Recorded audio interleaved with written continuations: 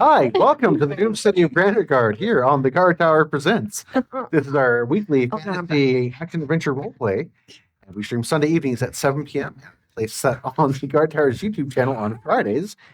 And if you're looking to catch up on previous episodes, or you want to see what's going on with Super Happy Good Time Productions, because our season 2 is right around the corner, you can come visit us on our Linktr.ee page. You seem distracted by something. What do you see? What could it be? Hey, it's a little hammer. Leave him alone. He's just a little guy. He's hamming it Go up. to our Linktree page, which is linktr.ee/. You know where to go. Quiet him. Yeah, and if you've been watching the show at this point, you know where to go. Yes, and you can find, what kind of links can you find there, Adam? Since You can find Twitter's X. You can find Discord, and you can. Go to the Discord. You'll find everything else. Honestly, Yes, Discord is where it's at. ask questions. I'll personally help you. Come to I'll build your furniture, whatever you need. Well, yeah. You need IKEA furniture. yeah, so Yeah, producer, volunteer him. He'll the Guard Tower Twitch and YouTube channel there, as Gotcha. well as everything that has to do with Super Send Happy Good Time Productions, which includes our season 2. And we have 2 amazing shows that we have coming up on that. We have our Mask of Caramel, the Mockingbird and the Raven, as well as Shifting Realms coming up there. Both Who's ready to get shifted? Lifted higher than the ceiling. Raven. Yes. So, and we also have a show coming on Saturdays for the Guard Tower, which is called That Saturday Show. And if you're interested in joining us, you think you've got what it takes, which apparently the bar is relatively low. You disrespect me. It's not Hammer, though.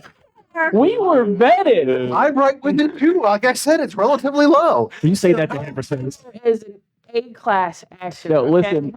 A stands for family friendly. Why are you booing him? He's right. They let us yahoos do this. I think that's what, yeah. So yes, Not required.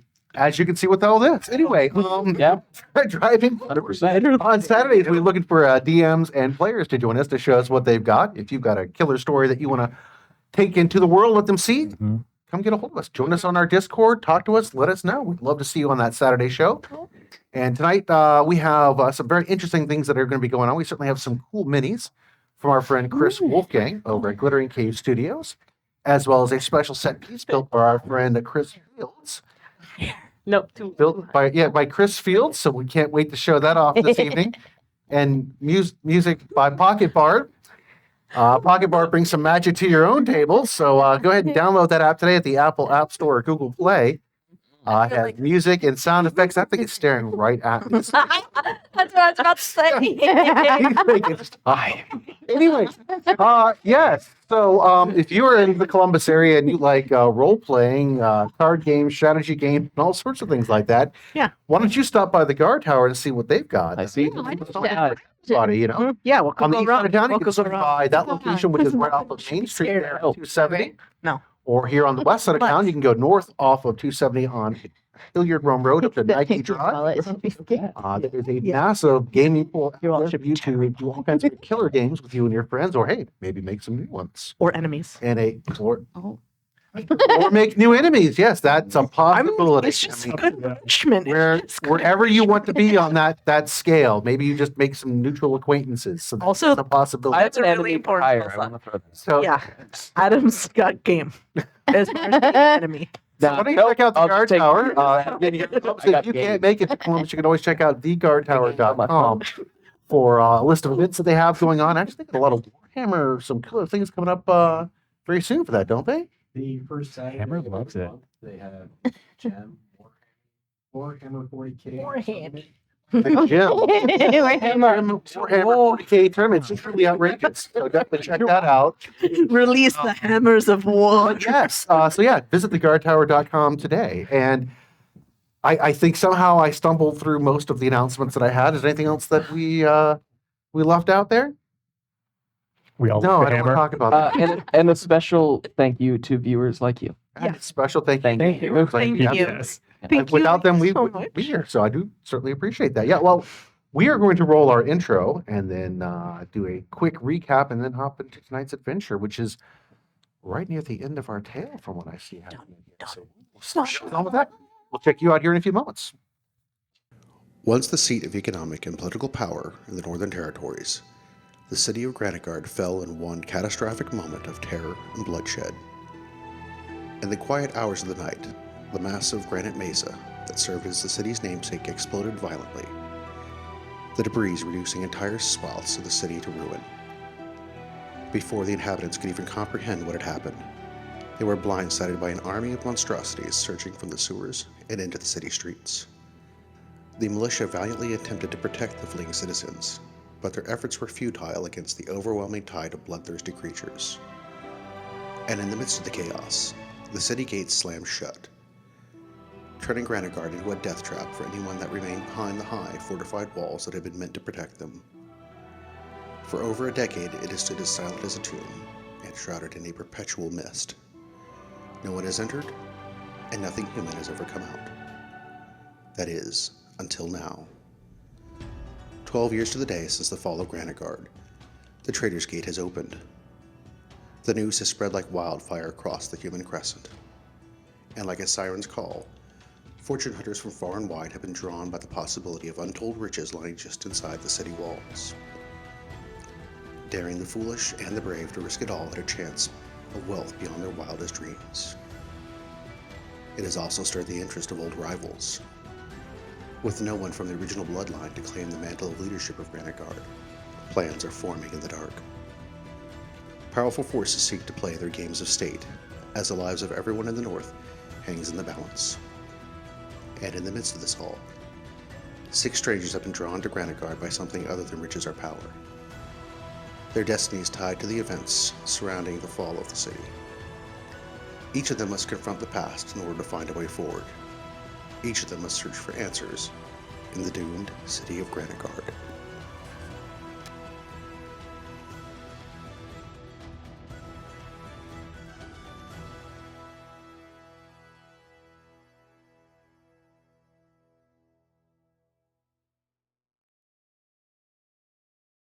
Welcome back. Let's do a bit of a recap from last week and hop into tonight's adventure. Our party had returned from Newtown to the Garrison Tower to prepare to enter the city of Granitegard. While they were at the tower, they learned that the Alpha Mother had been killed by her shaman, but Gippy had managed to protect the future mother-in-law's egg and also avenge the Alpha Mother. Also brought to with the a tower, bit of damage to the tower. mostly cosmetic, yes, but No also the biggie. party had brought back Bashira to the Bashira. Garrison Tower as well. And after a brief family reunion between George and Vaughn's mother and his siblings there, he did have to face dealing with the Bashira question, which in order to honor his commitment to the Antherians meant that she would most likely have to die.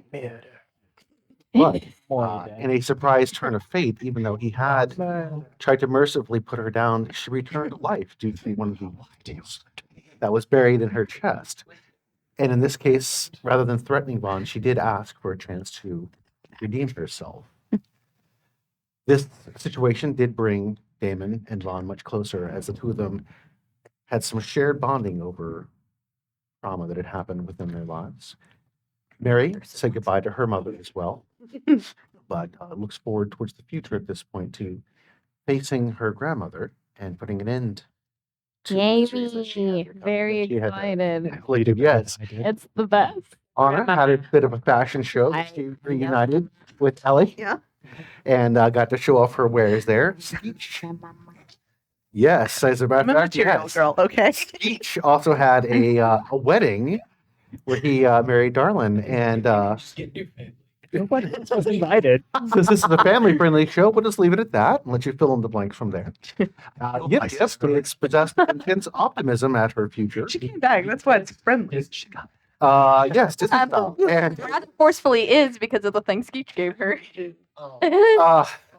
And the Reverend bestowed Steve with sentience, which That's right. he had several very interesting encounters looking at the consequences of his own actions. Tarquin with I still ship it.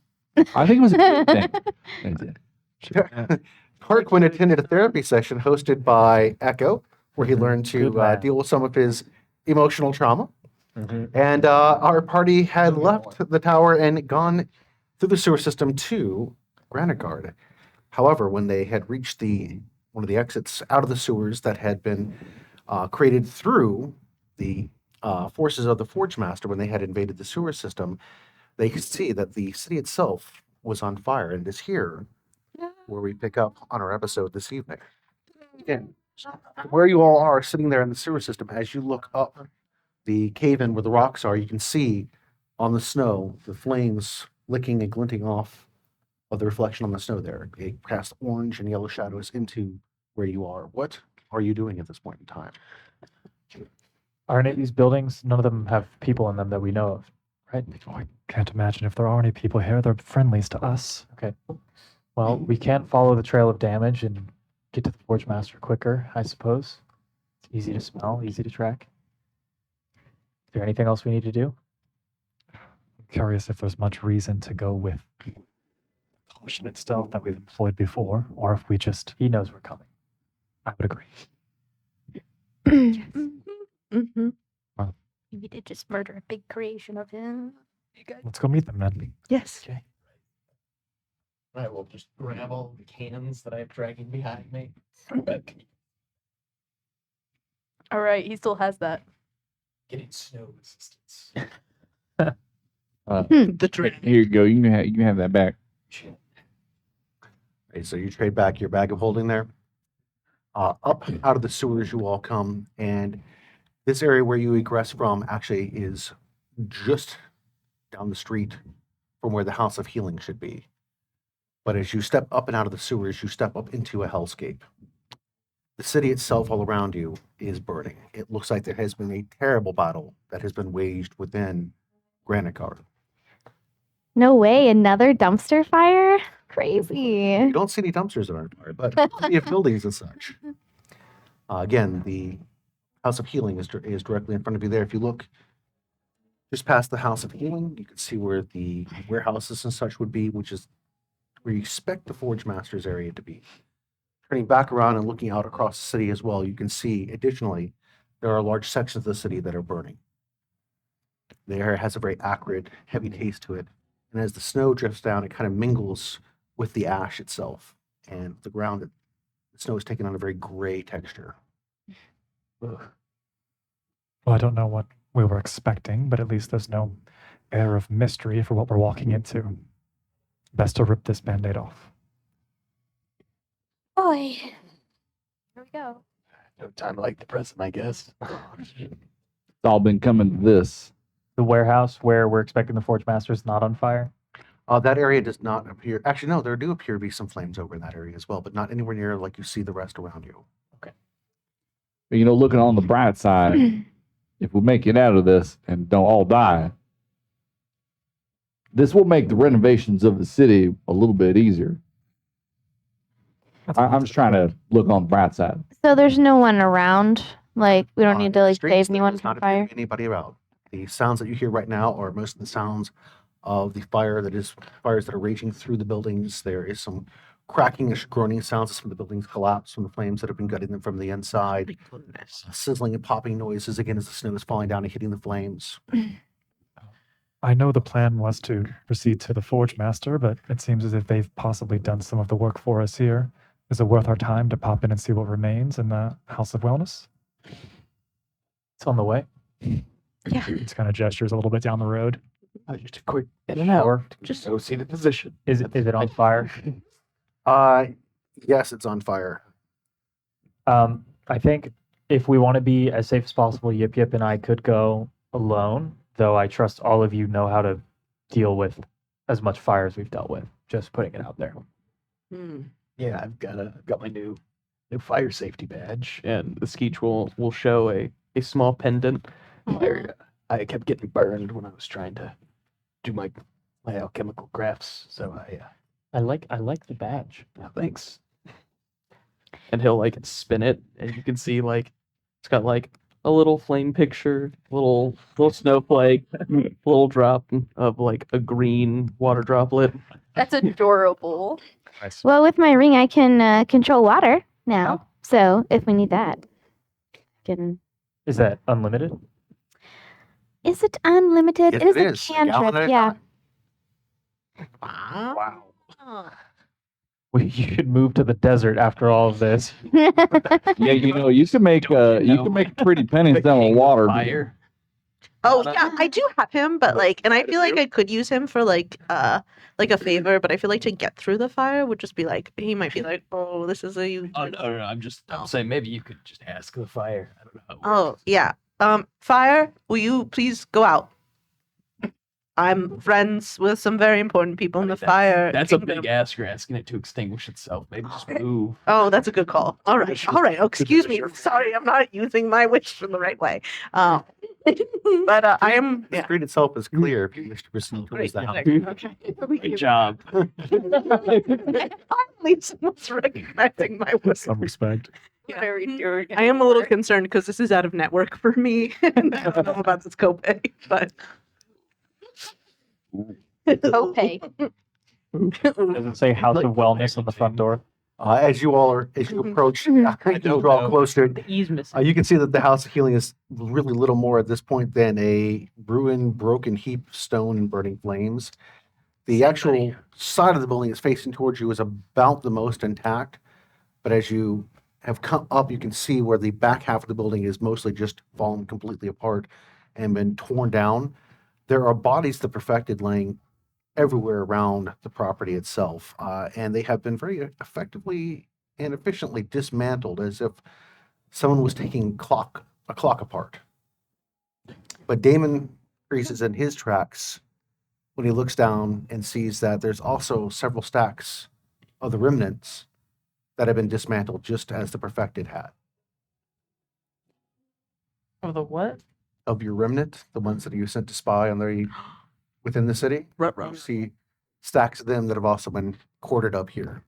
Do we want to ask them what they saw? With respect, of course. If that's okay with you. I think that the Forge Master and the Okay. Have they ever fought?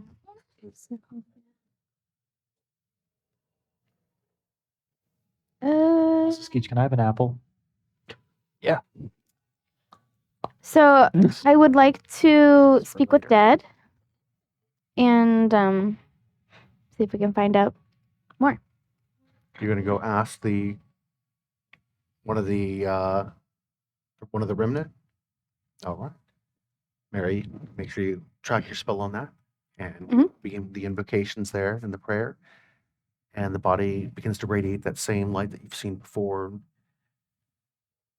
You notice that the torso lights up over here. There's an arm that begins to light up a little further over, and a jawbone and the head as they kind of reassemble partially, hold back together again, and the corpse sits up and turns its head towards you with pieces mostly line up. Would you like to assist me in asking questions? Okay. No, smart.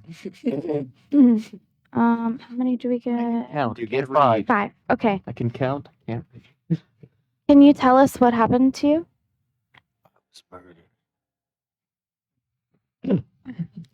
Wow. Obviously. You're gonna have to be very specific. Yeah, very I don't specific. want to answer. How were you murdered? Machines.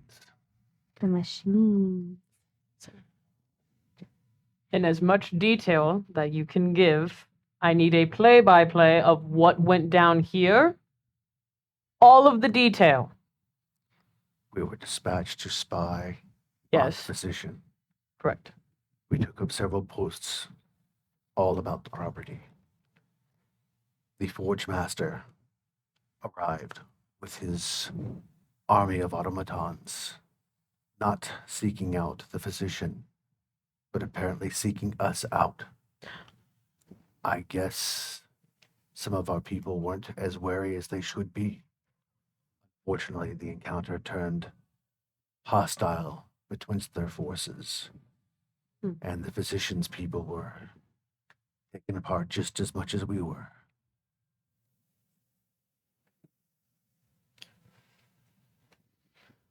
Sounds like the physicians know more than. This is a question for you. Have I ever seen them fight before? Absolutely. All three of the lieutenant's forces Hmm. are very hostile towards each other Hmm. in the city. Fighting between them is seen it before, but this is like just kind of a glance back outside to the burning city. It's a bit much. Well, yeah, they've got a lot of things that are going their way right now. I mean, that's fair. Is there anything else we want to know? I feel remorseful for your fallen comrade here, but maybe finally caught a break here. If the two of them did battle, could make our path ahead easier. Do either of you see the physician themselves amongst the bodies here? I'm assuming not. Seen him before. I mean, I'm assuming you'd be as noticeable as the bishop was. These just appear to be like the regular perfected that you've seen about the city. Why don't you ask the dead guy? Oh yeah, you could ask. Go you ahead. could ask. No, feel free. Go ahead. Do you know what became of the physician? They were taken below. That's almost a worst answer. How do we actually. get below? We know what's below already. Sewers. No, below the sewers. the city? We've seen what we believe to be the Iron Prison beyond the waterfall of lava you walked through. Do we know a way to get there other than that? He might. Do you know a way to get into the lower part of the city? No. There he is. Hard to pieces there. Skeech, could you help me? I just want to see if there's anything inside that would be like an antidote or cure, anything about the physician's experiments that we could salvage. Sure, I can help you look for stuff, but Okay. It'll be quick. I don't know I'm not exactly expecting what to to find look much. for. The ground beneath your feet begins to tremble. Huh? Thundering fills your ears, and instinctually you look heavenward. Then quickly realize the sound originates from a more earthly point. The thrum of the energy radiates through the ground below you, up your legs, and reverberates in your chest. And it takes you a moment for your mind to process what it is you begin to see. And just past where you're standing, looking towards the city walls, over by where the forge and where the warehouses would be, an incalculable multitude of constructs begins to surge like a tide through the city towards the Trader's Gate. Like a plague of iron locusts, this metal apocalyptic nightmare, these inhuman automatons topple and destroy everything in their path. There are clouds of dust, splinters of wood, and chunks of stonework that are tossed aside, as it really means nothing to the horde itself. And as it slams against the wall, something worse begins to happen. No. From over where the forge itself sits, the giant mechanism that would hold the coal and everything that would be burning to work the steel begins to rise up. And as it does so, part of the boiler piece begins to separate and come apart. And as it does, you can see a set of arms and legs come up out of that as this giant construct rises. And from where you are sitting way atop this thing looks to be something up there driving this thing. Automatons crawl here and there across it, and it begins moving with the surge of the other automatons. And as it lumbers towards the Trader's Gate, it stops directly in front of it. Raising both of its arms, it begins to pound on that solid granite that has kept enemy forces at bay for hundreds of years and shatters it, We've got ripping a this. fissure within the wall itself wide open. And as it does so, all the automatons begin to spill past it and down the embankment and into the shambles itself, moving across No. the plains. Immediately as I begin to see this tide come up, I'm notifying Hammond so he doesn't get taken from behind too bad. What are you all doing? All those people down there, we got to stop it. There's no question. This seems really bad, right? Yeah. Yeah. So, Gotta cut the head off the snake. Yeah. How big was that thing? It is multiple stories in height. do you need up there? So we're going to take just a moment here to show you what you're looking at. Ooh. A bunch of waters. We gotta get I'm to the top. I'm like in Oh. Make it drop. Oh, gosh. Yep, that's Ready? what I saw. Brother. So I am, brother. the construct itself, the Clockwork King, is what knocked down the gate. And the other pieces that we see about there are some examples of some of the automatons for which that are surging within that ore that is moving itself across the valley at this point. The Clockwork King does not move with the speed of the other automatons. It slowly lumbers forward. What are you all doing now? Where are we? For where you guys are, we're going to be conducting this more of a theater of the mind. Aha. You guys are still back by where the House of Healing is, looking towards the Trader's Gate. We go. We want to rush it and just shut it down. All right, let's do it. You want up there? Wait, up where?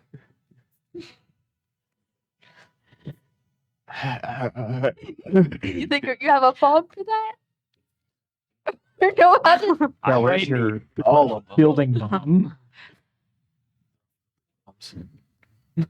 Honest. They just don't work as good on people. Results. Anna's just standing in the road with her hand over her chest, being like, I think actually this might be a good time. This seems like an adequately sized favor. And then she's going to reach in to and call out to the King of the Mountain, The Heart of the Mountain? the Heart of the Mountain. Alright. Yep. Actually, clutch your hand tight Yep. and call out his name Mhm. and open it back up. That flame pops up in your hand Mhm. and then it races out of your hand into the air and begins to swirl. And as it bursts, it reforms itself as the Heart of the Mountain. That's my guy. Nice. It towers You over can't you. see it on that camera. No. And that dry, raspy voice that it has, you have summoned me. Yes, I call upon your aid now. Please protect the people of this valley and destroy this army, these oncoming contraptions. The Heart of the Mountain contracts into a small little flame on the ground for a brief moment. And then the time itself seems incalculably long because of what is happening around you here, but in reality, it's just a few seconds. And then it explodes once again into a much larger flame. And as it does so, its portal begins to open up. And as you look through it, you see this volcanic area up the side of a mountain, and it begins to erupt and explode. And as it does so, this army of fire begins to race out of it. Then one portal begins to open up in the air, and you see these clouds and lightning bolts and other things begin to rush out of that as another one opens up on the ground itself, as these large blocks of rock and mud and stuff begin to also stand out in these humanoid forms.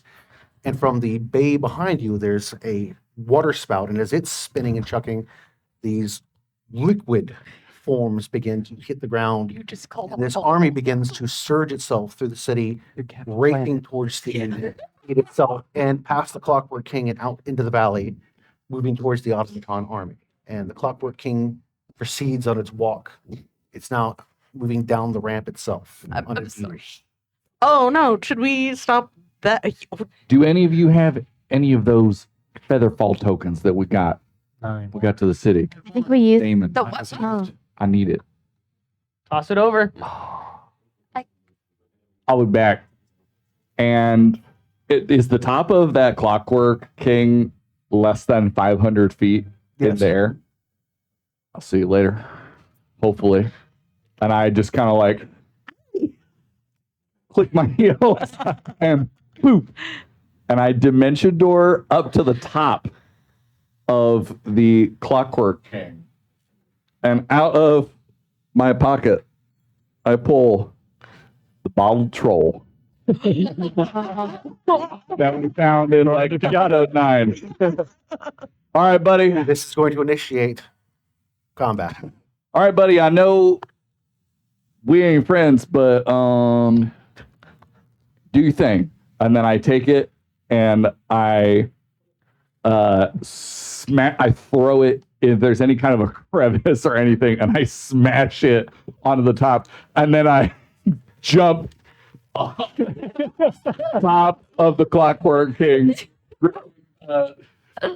I hear your intention. The token, And as I'm going down, I yell, "This is so cool!"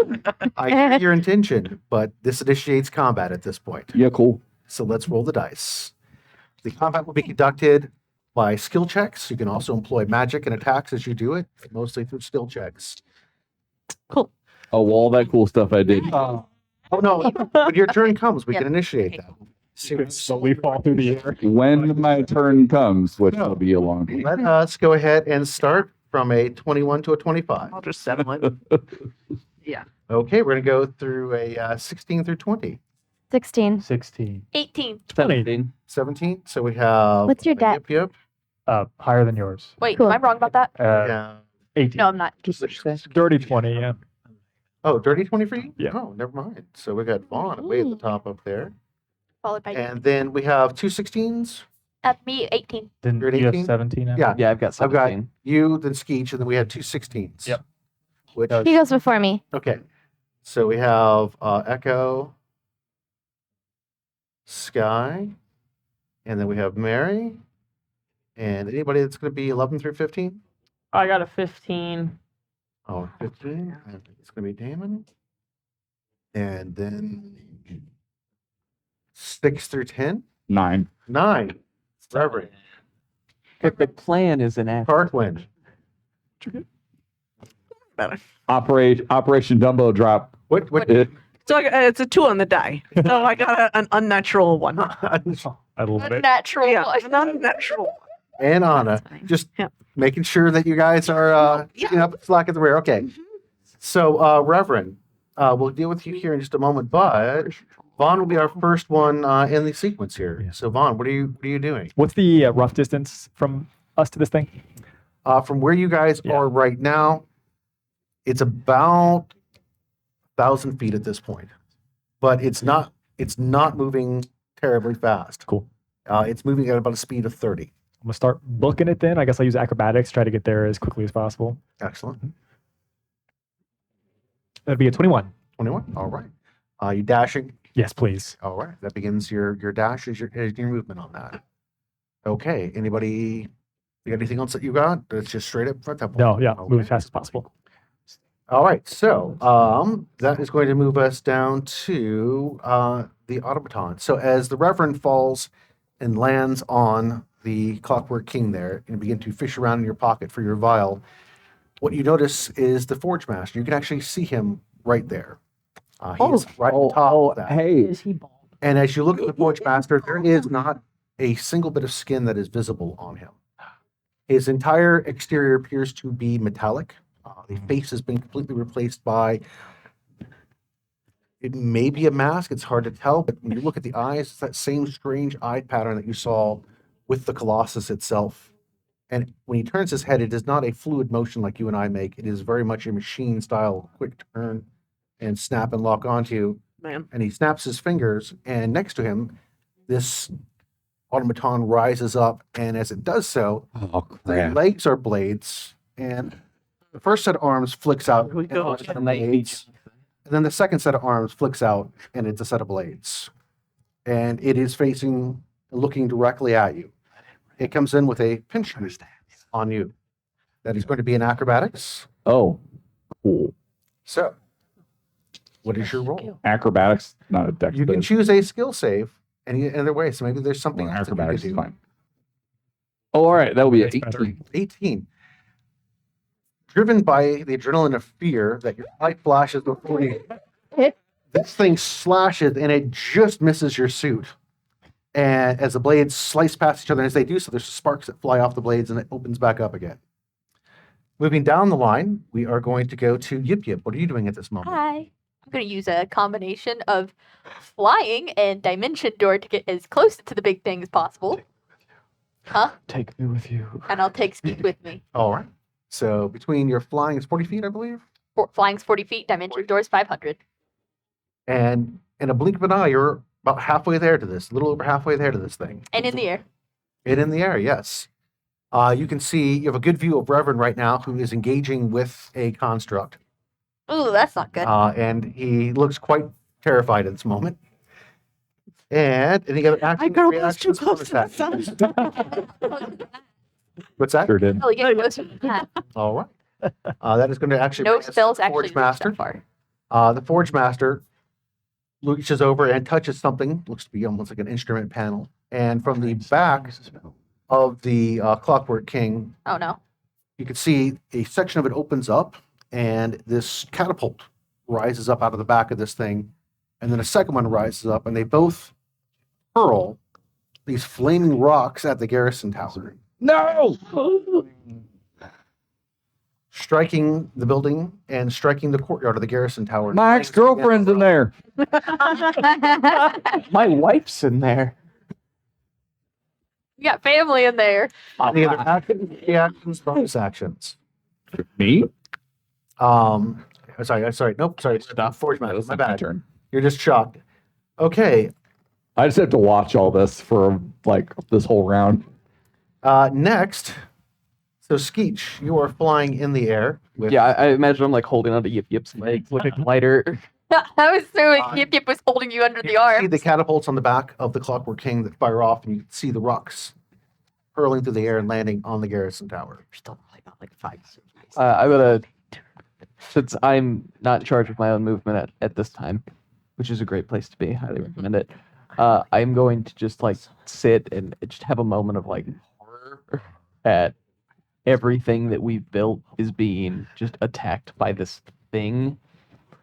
And I'm gonna just have my brain start going. And I'd like to make an investigation check from up here at this thing. I want to know like how it works. Is there any, if there was like, I don't know, a large quantity of explosives that could be placed anywhere on this thing that would help, where would it need to go? All right. So I'd like to make an investigation Let's check. make an investigation. So that's going to be a dirty 20. 30-20. This thing is very well armored. However, there do appear to be a lot of strange open areas on it where lots of clockwork cogs and such seem to be twisting and turning. You assume that proper application of high explosives could cause it some indigestion. But there are, again, multiple locations on the machine itself that this could happen. So the effectiveness would depend upon what you're looking to do. So we'll gain you some insight should you get there. I will point these out to my Uber. Uberfly. Hell, you need one more dimension door after this to get us there quicker. Oh, we'll just be there. Okay, cool. All right. So the rest of you that are standing there, and Vaughn, as you're running as well, all of a sudden the ground by your feet begins to liquefy. What? And as it does so, it begins to also rise up. And you are on the back of one of the earth elementals as it begins racing forward, carrying you Sick. an additional 500 feet. Tight, tight, The tight. rest of you have a similar This is our situation friend. that are standing on the ground as well. Other things going that Yeah, way. like surfboards. Sky is the only one that is not carried along. The rest, she is way back trying to catch up. As the earth elementals are bringing the rest of the humans forward. Why are they forgetting Sky? Do I 4 legs. They dig. Needs to. do I notice that they're not bringing Sky? There's really not a whole lot you can do at this point. I mean, there is. well, I mean, that is true. Yes, you do I have, counter you that with, capability. let me have my subclass. Can I show Help me. Yep, you can hop off if you want. I will do that. All right. So you're going to go back for Sky? Yes, I am. Okay. I got you. So we will get to that in just a second. So everybody else that is still on is advanced 500 feet towards the Clockwork King at this point. Okay. So that does move us to Echo. Okay. Looks like Damon's staying back. Echo is going to use a 3rd level spell to cast Lightning Arrow. And he pulls off his longbow and just knocks an arrow. And he's aiming for any weakness in the giant mech thing. So you're looking to like shooting some of Yeah. the cogs and such that are twisting and moving. All right. Assuming once you get closer. So that'll be a 21 to hit. 21 certainly strikes. Okay, so first that is it's going to need to make a dex save. It fails. Or sorry. It'll take 48 lightning damage. That's D8. Oh, Now it needs to make a dex save. It And so does the forge guy. if he's within 10 feet of it. But when you That were also looking be for it, right now this thing's back is turned to you, so I'm imagining that where you were shooting, you're either going for the head, which is really difficult to hit, or the Forge Master, you would have to have called that. Yeah, I'm So you're hitting the looking big for a thing, vulnerable so- portion, probably one of the open cog sections along the back of this thing, so it wouldn't be anywhere near him to save. Okay. Then it's going to take let's see here. I don't have enough dice for this. It is going to take there'll be 35 lightning damage and then an additional 15. So that's 50 plus your 48, you said? Yep, and then I forgot the bow. That'll be another 12 piercing damage. Okay, so that's a 1 in 10. You did this thing. Okay. And it continues lumbering forward. And Sky is going to dash to get as close to Damon as she can. All right. So Sky catches up with Damon. That is going to move us down to Mary. Okay. How far up is the Forge Master from the ground? Way at the top. But how many feet is that? Oh, from the ground to the top of that thing, it's about 200 feet. Okay. And is this earth elemental able to elevate me? Right now, you are skimming across the ground, still about 500 feet away from the Clockwork King at this point. Okay. I would like to ask it if it can raise me up towards it. I need to be within 60 feet. If it's Unfortunately, possible. you're not getting Can't- there this round. Yeah, it- but is it capable of? If it moves at the same Elevating. speed that it's going versus what the Clockwork King was moving, it can have you there within another round. Okay, but it can move me upwards. I don't know how much it can move you up. It doesn't seem to be replying or responding in any language that you seem to be speaking. It just simply is, you're assuming, responding to a command it was given. Okay, well then I would like to yell out to my party. I need help getting up there. I have a plan. I do not hear. I'm sorry.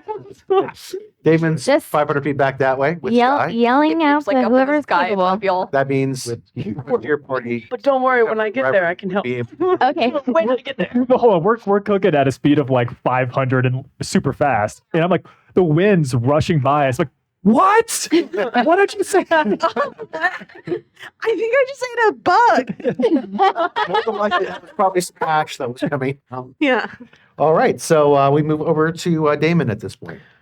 I'm gonna go ahead and get on top of Sky, and I'm going to enter the shadows, and I can be in the shadows for 60 seconds. So how far does that get me? Now, you have to admit, only 5 seconds of time is elapsing, but your speed within there is much greater than your regular movement speed. So that is going to bring you about 200 feet this round, Okay. which is, again, incredibly fast versus what you would be doing outside of that. Would I be able to add my bonus action on top of that and do another dash? Because I go 40 feet now. So Let's do it. sweet. This guy goes 50. Not All right. That moves you another 100 feet at that point. Sweet. So it's about 300 feet this round that you've gone. I'm catching up, guys. I'm catching up. So, Reverend, let's move to you. Shine. As you have dodged from the blade attack that's there, it opens back up again and it's ready to come after you again. Look over there. And I'm Look over there. That was really convincing. I looked. I'm gonna go in. I'm gonna use. Well, wait. Isn't shoot. All right. So what I'm gonna do is take the bald troll and I'm going to throw it next to the two catapults that sprung out of the back and yell, "Do your thing, troll!" And then I'm going to make a very rude gesture to the Forge Master and just dive off the back of this thing. But before I do it, I'm going to put on my sunglasses dive off the back of it. How fast can a person fall in a turret? What skill are you going to use for this? To dive off the back.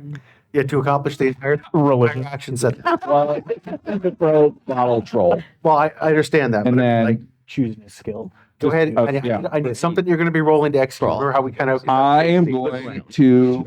They get to grab. I'm going to use sleight of hand to try to like chuck the bottle so it sort of rolls under their feet without them noticing. As I am doing some conjuring some illusion to look like I'm about to cast a powerful spell. Okay, and then you're falling backwards off of it all in one action. Yep. All right.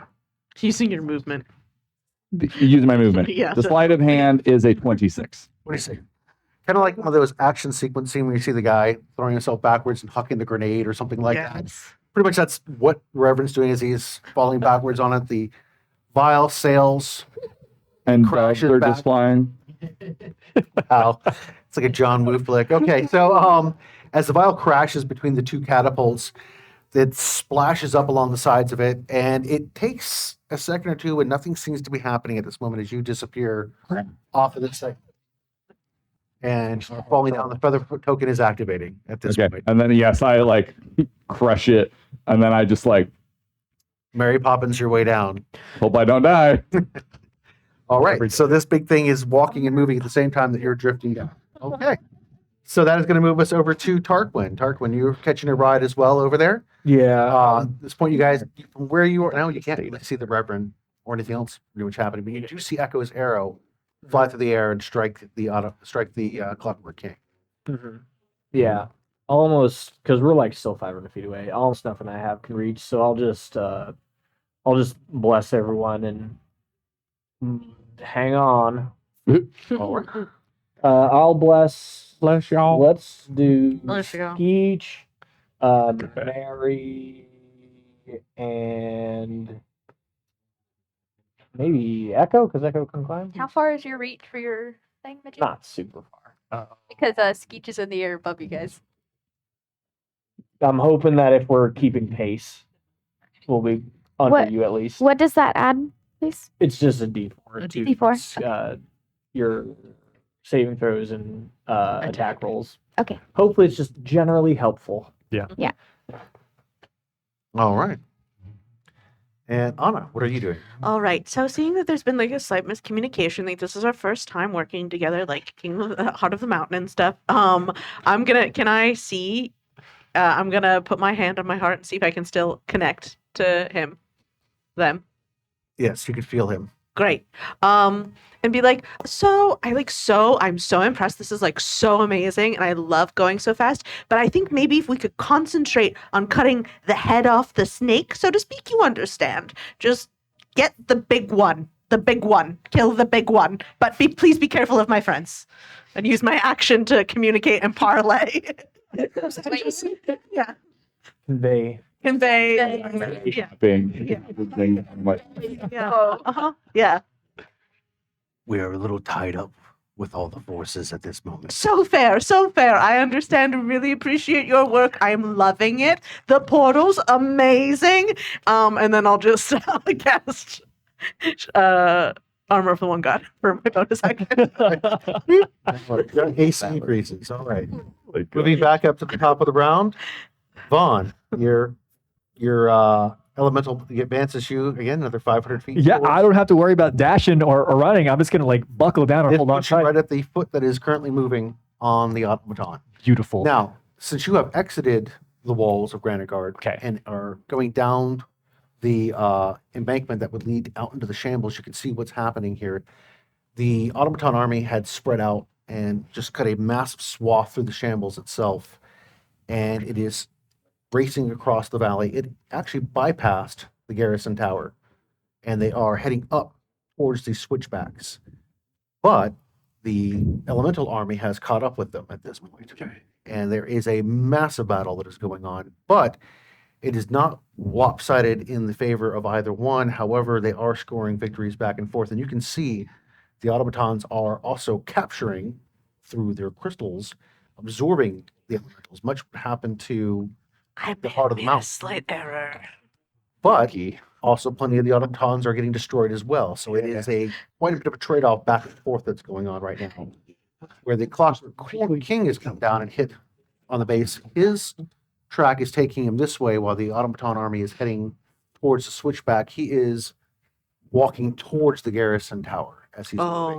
Oh. Where you are on the foot, you're now right next to him as that foot has hit the ground Yeah. and made that impression. You can feel the rumble. So, what I want to do, I don't know exactly what is between our current location and the garrison tower above ground, but is there any like choke point? Is there any opportunity, any location between us and the garrison tower that I can like pat down on our earth elemental friend and be like, we got to go ahead so we can start building up some type of like trap, something that we can slow them down. I'm not going to be much help in this fight here, but I can go forward and help lay a trap or like strategize and plan ahead. Make a hole. Yeah. Yeah. Our Investigation own- on it. I think that would be probably the skills that I would utilize for this. 19. 19. As you are trying to put this together, you're coming up zeros, and then you remember a part of the field where you all trekked through that was quite muddy. And at this point, if you change your trajectory, depending upon how much the rest of the sprawl slows down the Clockwork King as he moves through it, it might allow you to get there in time Beautiful. to use the Earth Elemental. Let's do it. I'm going to pat down on the earth elemental in some attempt to like, you've got to understand what's going on. Look to whoever else is on here and say, I've got no idea how we're going to bring this thing down, but if we can cause some type of diversion or trap up ahead, we got to get ahead of this thing. And I'm going to like use whatever pull you have. Get us this way. All right. And Vaughn, you begin to race off. Well, if it listens, but yes. It seems to be responding to the command that you were giving it as far as the change of direction. At point. And at It's a this rhythm. point, something happens up on top of the Clockwork King. We skip down to Yip Yip. You guys have We have an aerial view. Can we Yep. see what happens up there?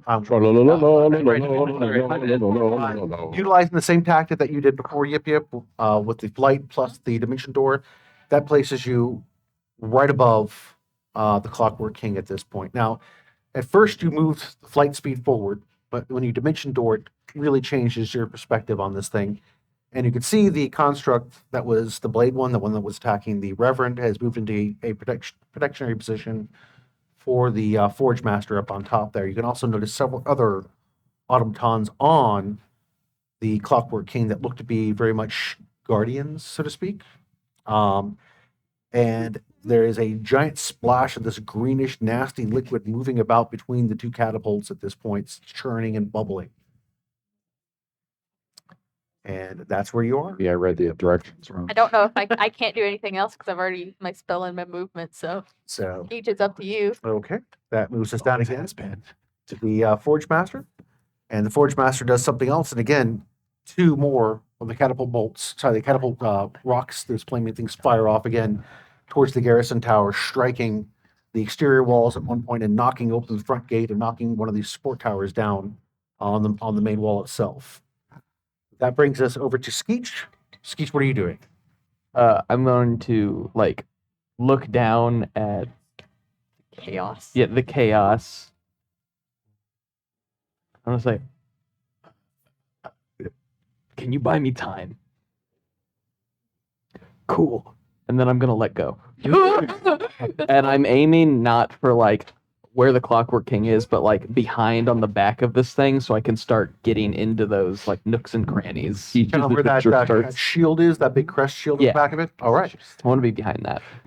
What skill would you like to use to conduct this death from above? Well, I think acrobatics is the fair skill, so I'm gonna go for it. Would I suggest the fact that he would roll a bit with advantage since I'm the one who's drunk? If you're going to try to, I love that argument. if you're going to try to like chuck him, I'll let you roll advantage on that. That's fine. Yeah. Skeech Figured you away. needed it. I don't hate it. Geronimo. So that is going to be a 16. 16. All right. It is enough to strike the Clockwork King. The landing was hard though, Skeech, and you slam off that shield and into one of the catapults really hard. It knocks the wind out of you, and you take 20 points of damage from the impact. But you did not fall off, and you are not in danger currently of falling off, given the wide ledge piece where the catapult actually attaches to the back of that plate that I talked about. It's kind of the splatter effect when you hit there, you know, those little splat balls you throw down. Well, that's what happened to you, and then you're kind of reforming at this point. I will then use half my movement to stay prone, and I want to skitter, All right. drawing very little attention towards my destination. Speaking of skittering, at this point, that strange churning liquid I hate that. that it's between the two catapults there begins reforming into a troll. Yes. Not only just a troll, but this angry, two-headed, nasty-looking Oh, heck troll. yeah. It does not really look like the two bodies put together really well as it's doing it. You can hear the bones snapping and cracking. You can watch that liquid racing up the bones and filling out the musculature. And again, it's not like a nice, easy process. Like first there's muscle, and then like the skin begins to form around it. Sometimes not quite attaching to the bone just right. And again, it's just Pretty gross. snapping and popping into place. Did you describe the sound it makes as a slurp? There are some cracks, some gurgles. Squelch. And I am very small and flat and not Not it- big. I'm not the Not drawing attention. love that. Okay. Not big and Alright. intimidating like the So- giant things with 9 arms. would not The describe elementals myself as and intimidating. the constructs begin working back and forth against each other in combat. And right now it appears to be a draw as far as the elemental army versus the construct army. And they seem to have halted the spread of the constructs. All right. Moving down, we have Echo and Sky. Echo At is this point, going to. you're at the base of the Clockwork King, right by the left foot. Perfect. I am going to stick out my arm. My third arm extends from my second arm, and I am going to defer my turn until Damon goes. All right. Let us cook. Moving down the line here, we're going to look at Mary. Mary, what are you doing right now? You again, with the speed of the elemental, has brought you up in contact with the feet. You're on the right side of it this time. Okay. Can I use my control water to lift me up? Unfortunately, there's really not a whole lot of water that's going to lift you. Because you can create 1 gallon at a time, correct? Yes. That's really not a whole lot of lifting action. Question. When milk When jugs it comes to, is it just the ring, like the water the ring creates, or is it water around us? Because it has been snowing, and that is water. This is true. It You is can also water. Snag a water elemental. Yeah. At this point, like again, though, with the construct, with the confines of that ring, with how much water would it be able to tap with it in that frozen state? Up to a 5-foot cube. Up to a 5-foot cube, snatching the snow Multiple as she's moving gallons. by. That's pretty big. I mean, I guess you could use that to form yourself a small little stairwell or something. When like I would like. Grab old, a like 5-foot I would cube like of to do stone, that. Crush it, and then use it to rise yourself up. Yeah. I would like to do that and just make my way as close to within 60 feet as I can. You are about 5 feet away from this thing's foot as the earth elemental has brought you up. So, I mean, 60 feet is not that hard. Now you're looking to rise 60 feet in elevation up this thing? 5 cubic feet is what you said? She can control 5 cubic feet. Yeah. How it would obey is up to you. It always makes me nervous when the GM brings in a third party to ask questions to. Well, I mean, I'm scared. Friend. you know I what? mean, really, we should be examining the density of the cube. I really feel like Give that's- me a skill that you want to use, and let's see what happens here. What are you Okay. doing? Crafts. Yeah, there we go. Praying. This feels like persuasion on the GM. Are you excited to me water? Arcana. Yeah. Acrob- What can I? As long as you haven't used that skill on the prior 2 rounds, you can use that. You can use any skill you want. Okay. Then in that case, I will use persuasion. Can I do it? I'm really good at that skill. Take me up, water. Yeah. You know you want to. Build me up, Buttercup. Go ahead, Danielle. Let's go. Let's do it. Let's do it. Let's see what happens here. I hope you're not 20 this so bad. Yeah, that'd be Like, I amazing. want very few things besides this.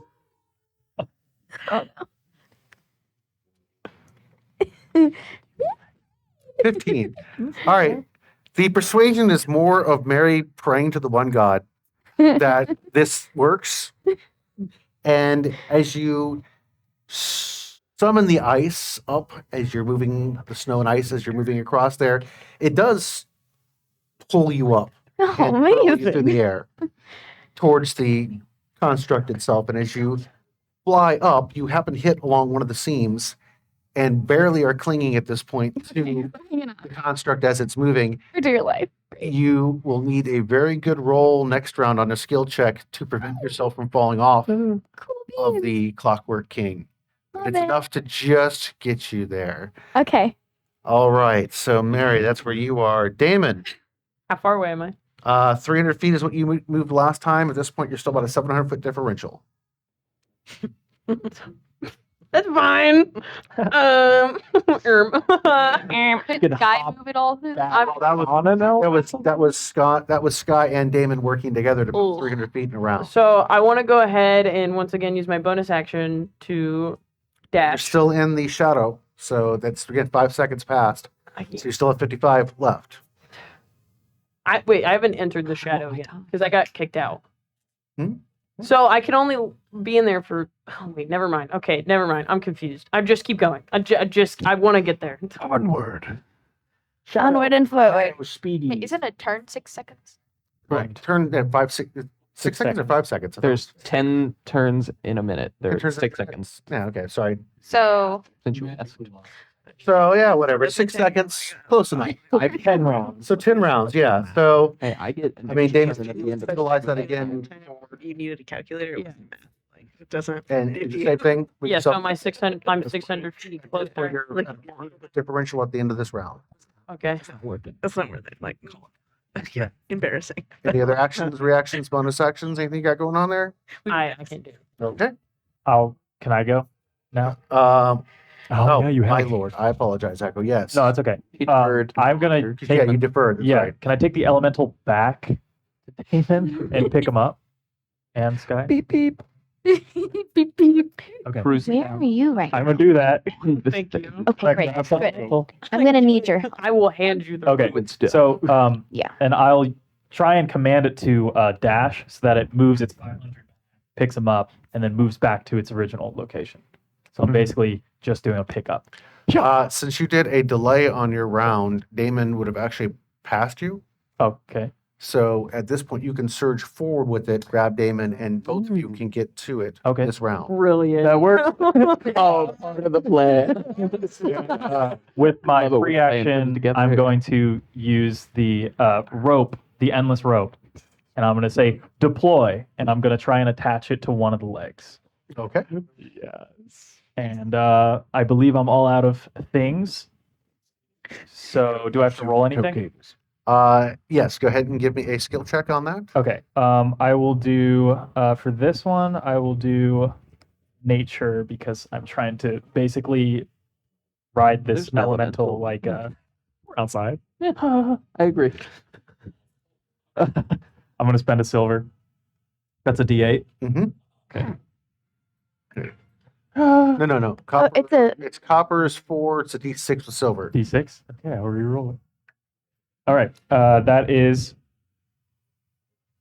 14. 14. All right. You hook the rope out to try to not trip, but to try to ensnare it with the movement that the Clockwork King is making. It does grip onto it, but it's relatively weak at this point where it's tangled up on it. Oh, okay. I see. And that would move us down to Reverend, who is gently falling down through the air. Unfortunately, as you're doing so, it's moving forward. So you want to either try to dodge out of the way of this thing, or land somewhere else on it gently. I thought. How very far? How left-handed. where could, As this thing is coming down, you're Short. landing right about the waist. 4 seconds. well, is there a way for me to like swim through the air like a wing to get away out of its way. Using Uh, parasol if you You can try to, like I said, you can try to maneuver out of the way so this thing steps past you. Yeah, Or that'd be glide cool. in. So what skill are you going to use? I'm just a little black rain cloud. Let's do. I mean, But a general fear check. I mean, I think like flying through the air would probably be like athletics, All right, we'll give it a which shot. I'm not good at, but just for verisimilitude. That. No. Well, that'd be a 7. 7.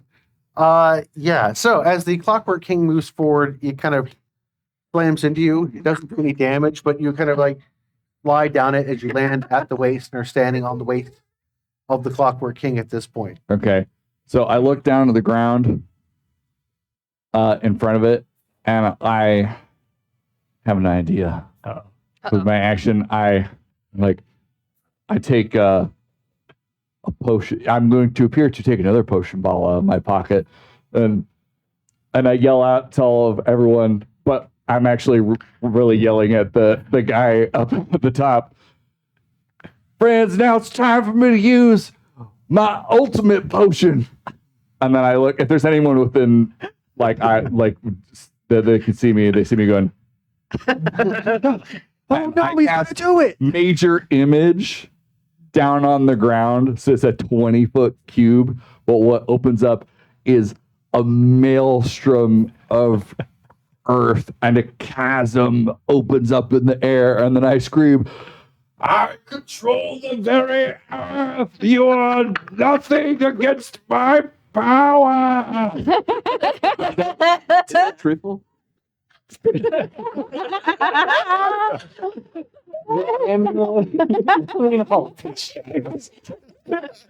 I mean, I can't believe it. Oh, okay. I think that checks out.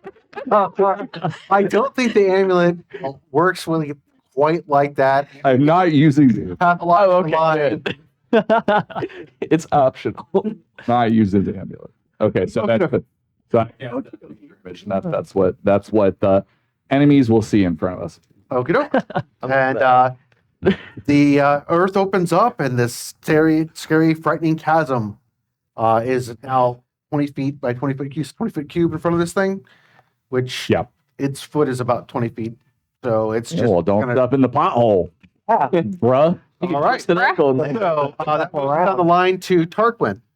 Okay. You're So also up next to it. up next it now. You see Mary hanging on for dear life. Yeah. Mhm. So about that, I'm going to cast my second level Find Steed, and it says I get to choose the form the steed takes. So I'm going to summon a holy golden spider monkey. Glasses. Someone pass this man some glasses. I'm going to thank you. I'm going to ride the golden monkey up, and I'm going to command it to grab Mary. He's all hopped up on that. And because I have my levels in Rogue now, I'm gonna ideally use my bonus action to spur the monkey with presumably Mary with it as far up as I can go. Who are you? Maybe it misjudged you. No, you. Yeah, I Gotta love a man with a make monkey. me on the back of the monkey heroically. What I'm going to attempt to do. Yeah, this is monkey business. Uh, So many gems. That's amazing. as you incite your holy request there for this giant golden spider monkey, Yeah, I do that. out of Mommy sent this. literally nowhere, like literally like just materializing out of thin air, this giant spider monkey of golden fur lands on the back of the elemental. On my back, my son. And with one motion, reaches out its hand with the other one, catches the foot, and swings itself up. Now go ahead and give me a roll to rescue Mary. Sure. Amazing. I'm gonna just channel my holy power and I can power tell you this that's not monkey at all with like religion. It's never. Even though I know that was a stretch. That's only gonna be a 7. Dear monkey Jod. All right. So yeah, you grab Mary, and the monkey loses its grip, and you all come off with the clockwork king under the ground as it is Oh no. continuing to walk forward. But Mary is safe in their arms. There we go. Oh, the All right, monkey. next time. Okay, It's gonna be amazing. Thank you. Anna. So yeah, that happened. Oh. As you are on the left-hand side, you can see Echo has tossed rope into the footwork of the giant automaton, the Clockwork King. Makes sense. On the other side, this giant spider monkey leaps up into the air, grabs Mary, and then kind of tumbles back off as Tarquin has kind of Mary in his arms there. Wow. Damon and Sky are in the back of the same elemental that Please stop. Echo is riding there, and you're on yours. Wow. Am I like close to a joint? Sorry. You are close to the foot, so when the foot is moving on the ground, there is an ankle joint on the foot. Great. I want to try and hit. I want to use athletics, and I want to try and knock off a gear so that it's like to kind of like mess up its motion. I want to. You have a choice. You can either use your attack or you can use athletics for that. Give it joint pain. I want to give it joy pain. I'm hoping maybe I can make it trip. Chip that wire.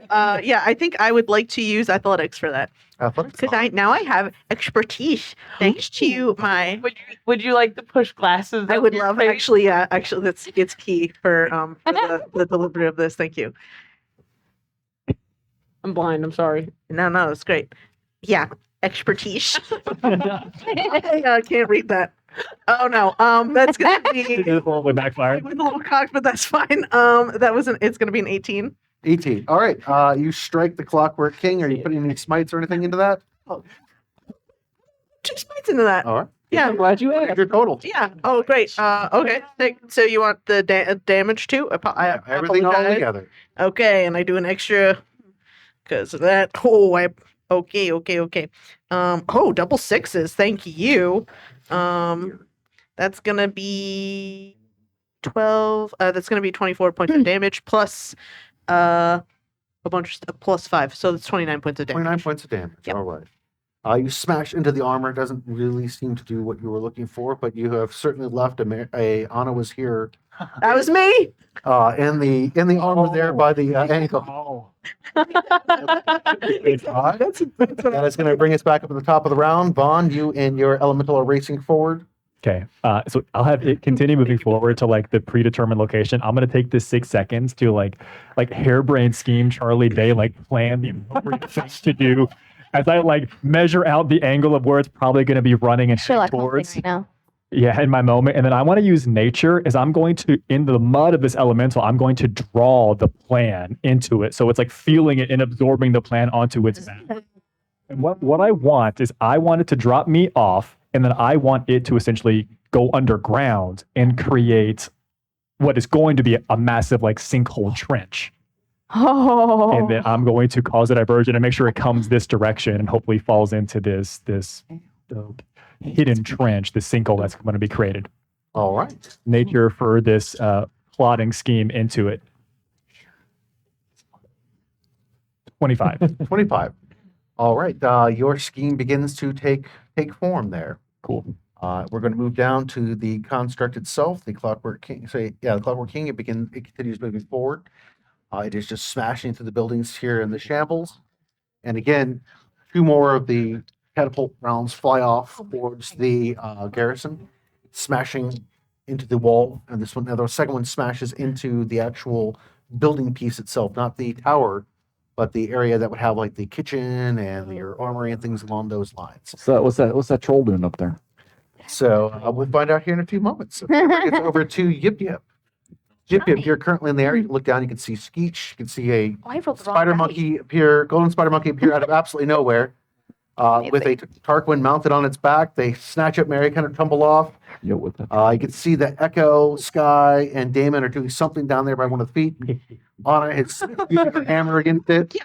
I hit it. And Skeech is, you see him tucked up against one of the catapults, and next to him is that troll thing. The other side of that field is where the Forge Master is standing, as well as two constructs. So there's a shield between me and the Forge Master, right? From behind as you're flying in, you can see the Forge Master from your angle where you are. If you turn around, he could look up and see you too.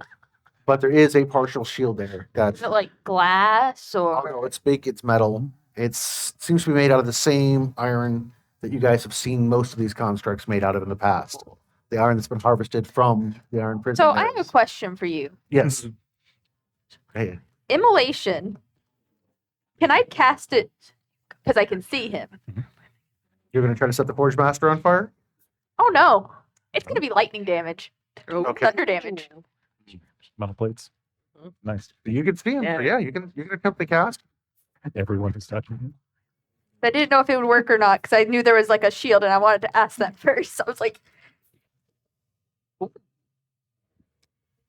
I did not mean to roll that. 1, 2, 3, 4, 5, 6, 7, 8, 9, 10, 15, 20, 25,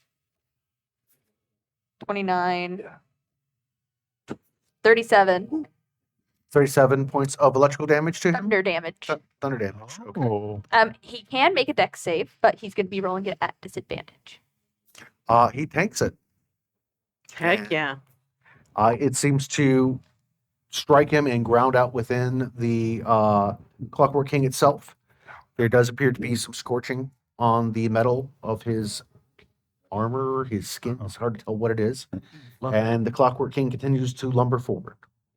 And now I will say What was the total damage? This way. that was 37 damage. 37. Thunder damage, I can specify. Pass through my ball. Okay.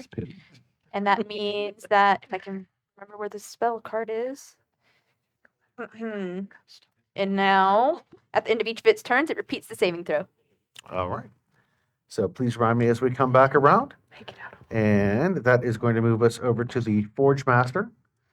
And the Forge Master kind of turns his head and looks up towards you there and strikes something else on that little control panel that he seems to have. Oh, I don't like that. Yeah. That is an Red 18. button. And as he does so, this Working piece of the back of the Clockwork King opens up, and this almost looks like a crossbow, but an oversized crossbow, turns towards you and fires off. And as it does so, this netting opens up and and that is going to strike you. Got 18 strike. Yeah, boys. So I believe that would be your AC on that.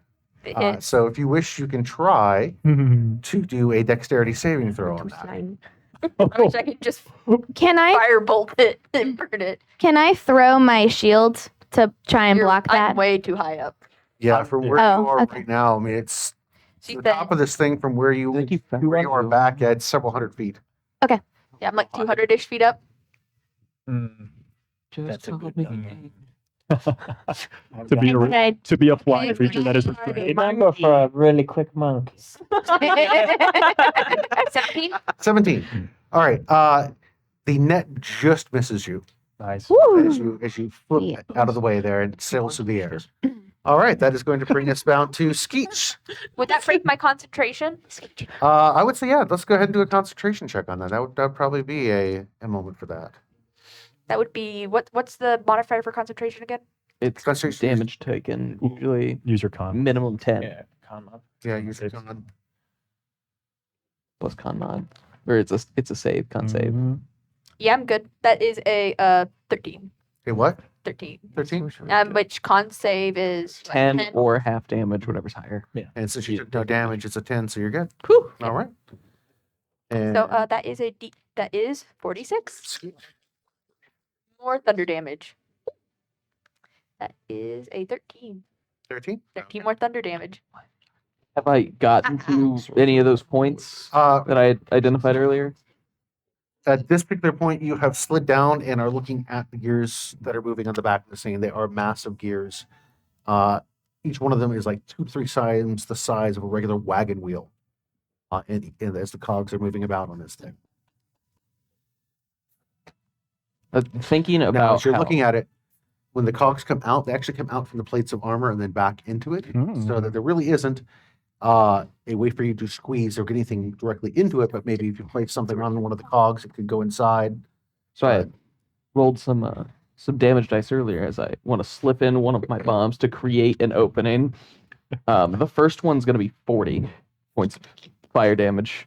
Since this classifies as a structure, I would Yes, it does. assume. So that was what's the damage, right? I've already doubled.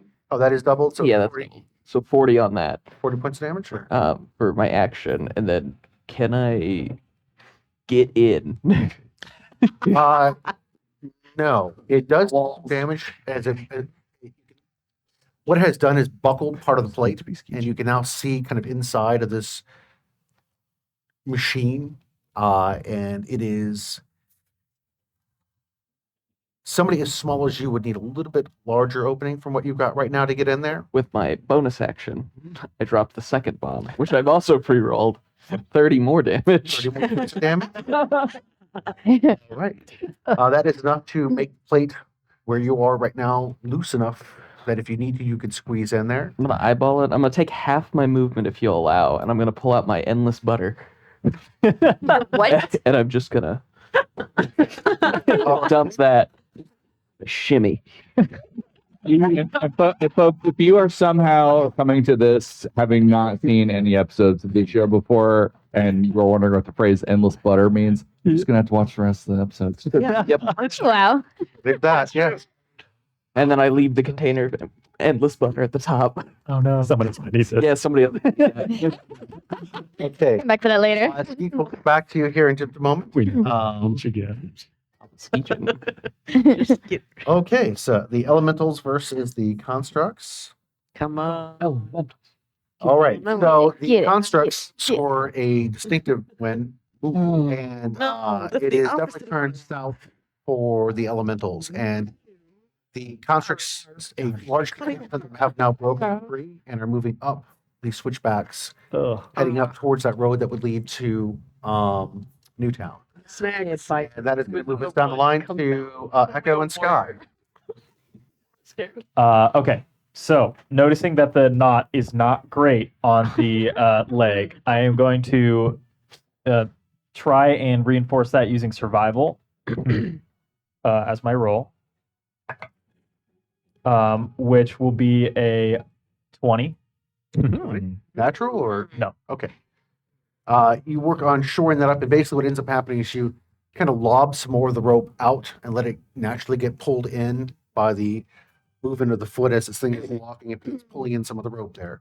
And then with my action, I'm going to again ask this elemental to dash, and I'm going to start doing rings around the legs. We're doing Star Wars AT-AT on this. Amazing. I'm trying to bring this thing down. Use your toe cables. Okay, so you begin running circles. Let's go ahead and give me we'll wait for next round for that. All right, so you are currently in the circling mode.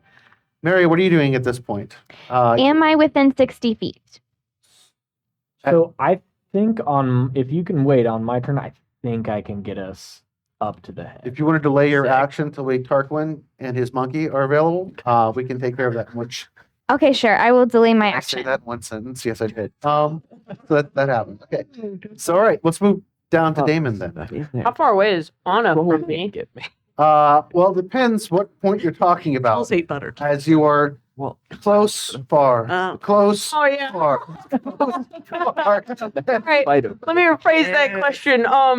I am going to, when we get to the back of it again, I'm going to hop off, and with my wonderful new Hop up, boots, okay. I'm going to be a fly on the wall, and I'm going to run up until I find a crevice to where I can stand without having to run. Yes, exactly. And now, how far away is Anna from me? Well, again, it depends where you jumped off.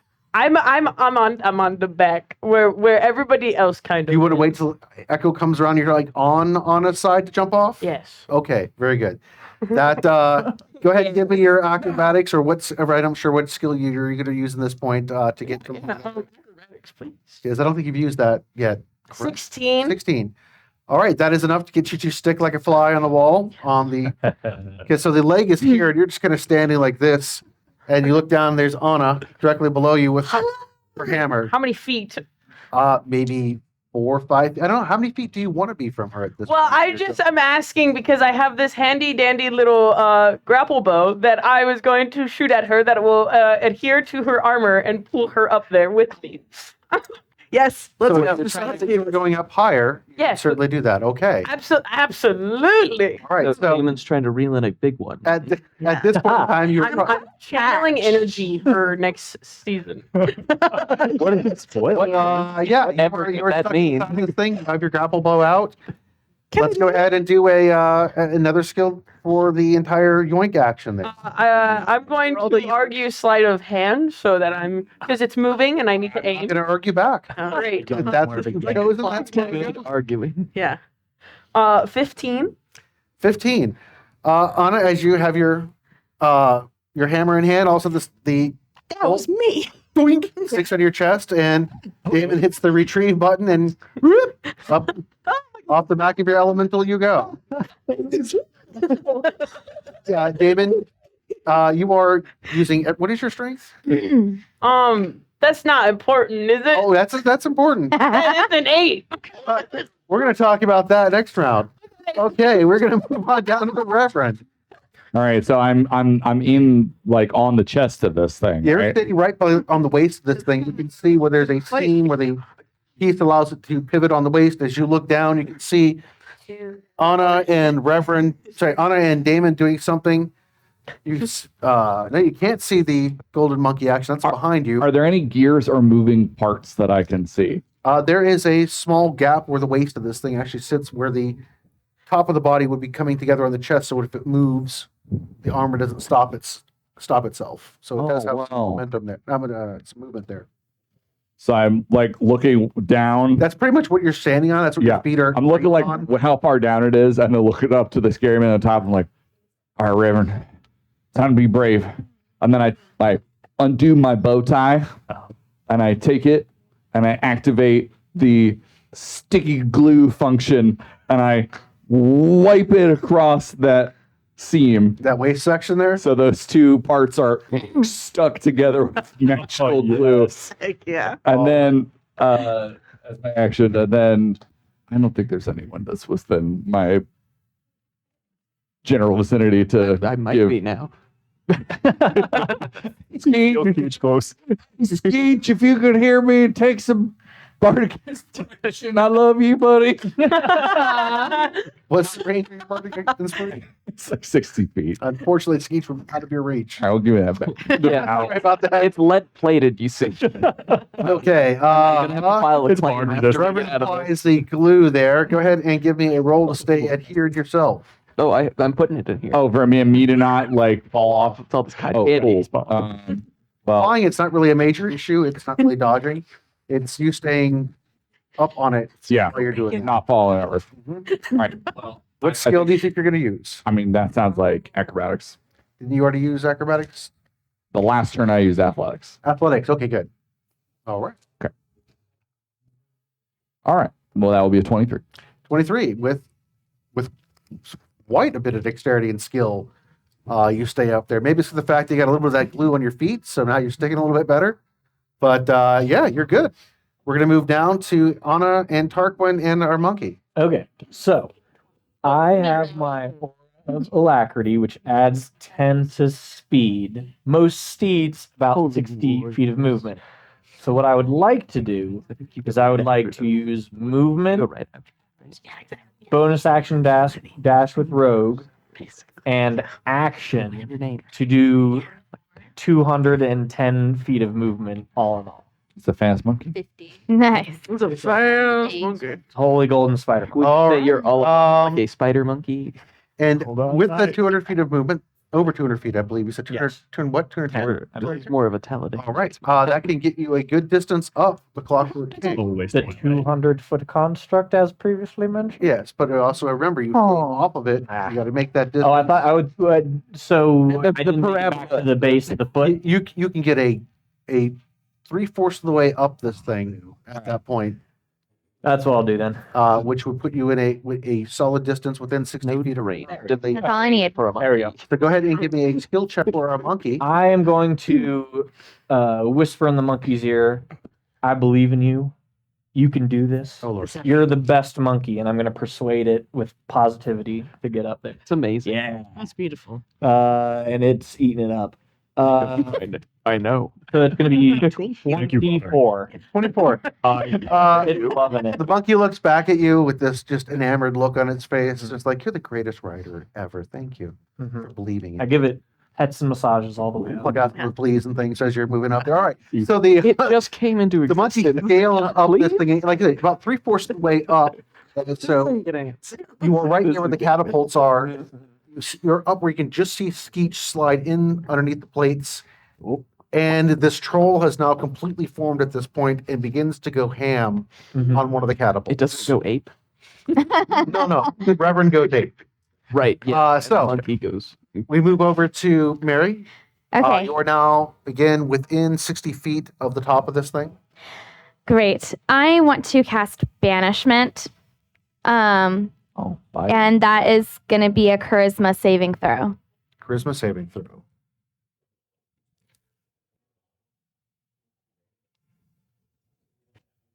That is going to give me a 19. Okay. Can I use a gold to lower it? Okay. No, well, you can spend a gold to either A, add to your DC, or you can spend it to lower the die roll. Either way, you can. Okay. And this is an 8? Gold is 8. Gold is an 8, platinum's a 10. Oh. That's a 24. 24. That does not, I did not beat that then. Amazing. It's banished, and we have 1 minute to bring this construct down. So you Before banished it comes back. the Forge Master? Yes. All right. Much to his surprise, he's not there. And He said, wait, I have to ask. If you banish a creature, don't they come back to the exact spot? we'll deal with that when time comes. What if fall to its death? All right. The construct continues lumbering forward. Nice. Thank you. And that brings us to Anna. Okay, so I'm being You're yoinked currently, here. you're currently traveling up towards Damon. And so now we're going to deal with the consequences of that action. Okay. So, Damon, Yeah. first of all, I'm going to need you to do a strength saving throw. Yeah. For athletics, you can use that. Uh, Done athletics. It's the same thing. Yeah, my Did you make it? Yeah.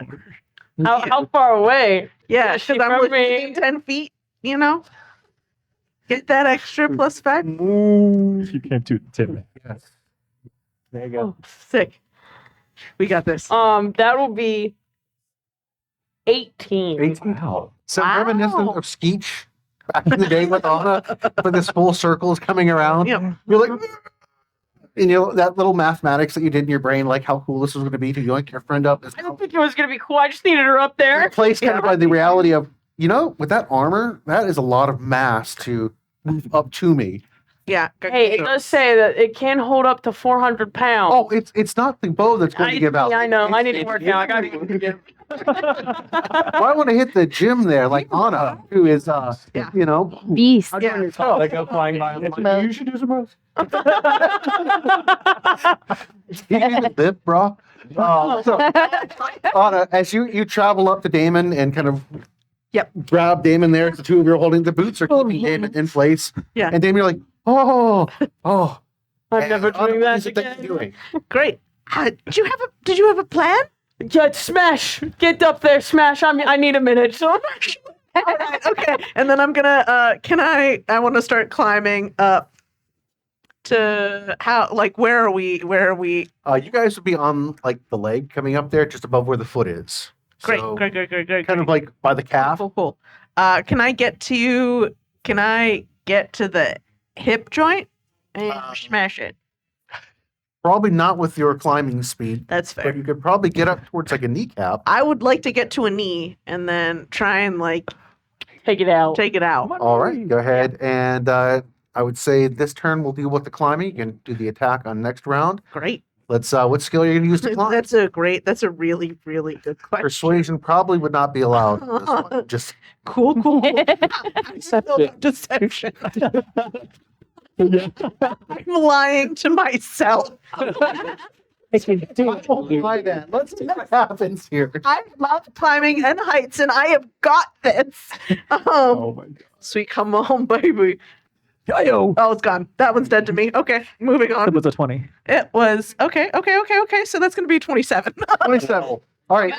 You're really good at lying to yourself. I got so much practice. Good job. Good job. Wow.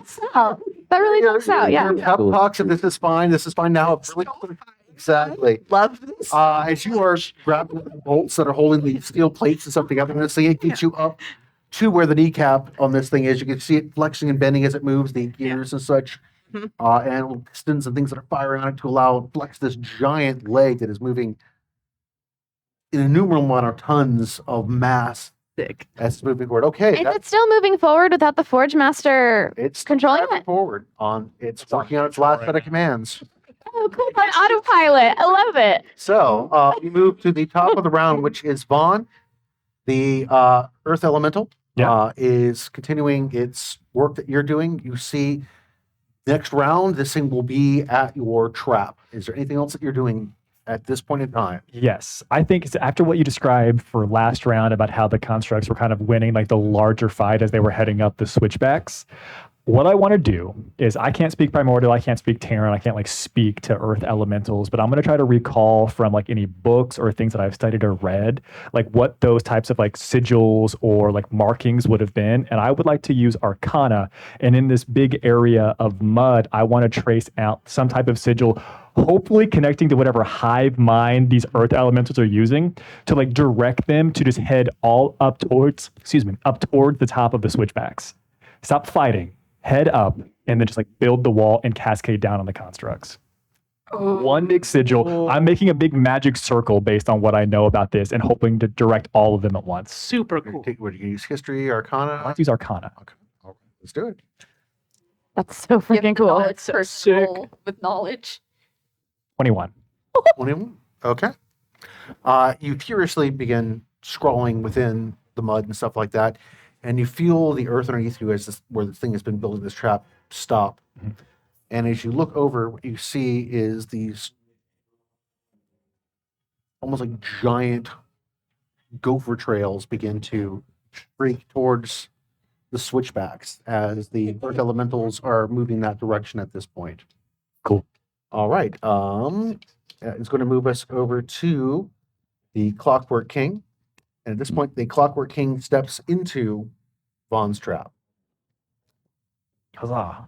And Huzzah. Sorry. It was a race. hits, and the ankle begins to sink down into it. And you can see it Wait, God damn it. come down on its knee a little bit and then move up and out of the trap and Oh. continue to lumber forward on that. No. The roping that Echo has been trying to do around it is being affected by this. Anna, I'm going to need you to roll to hang on. I'm going Great. to need Reverend to roll to hang on. Is this Spider Monkey is going to need to roll to hang on. the strength saving throw?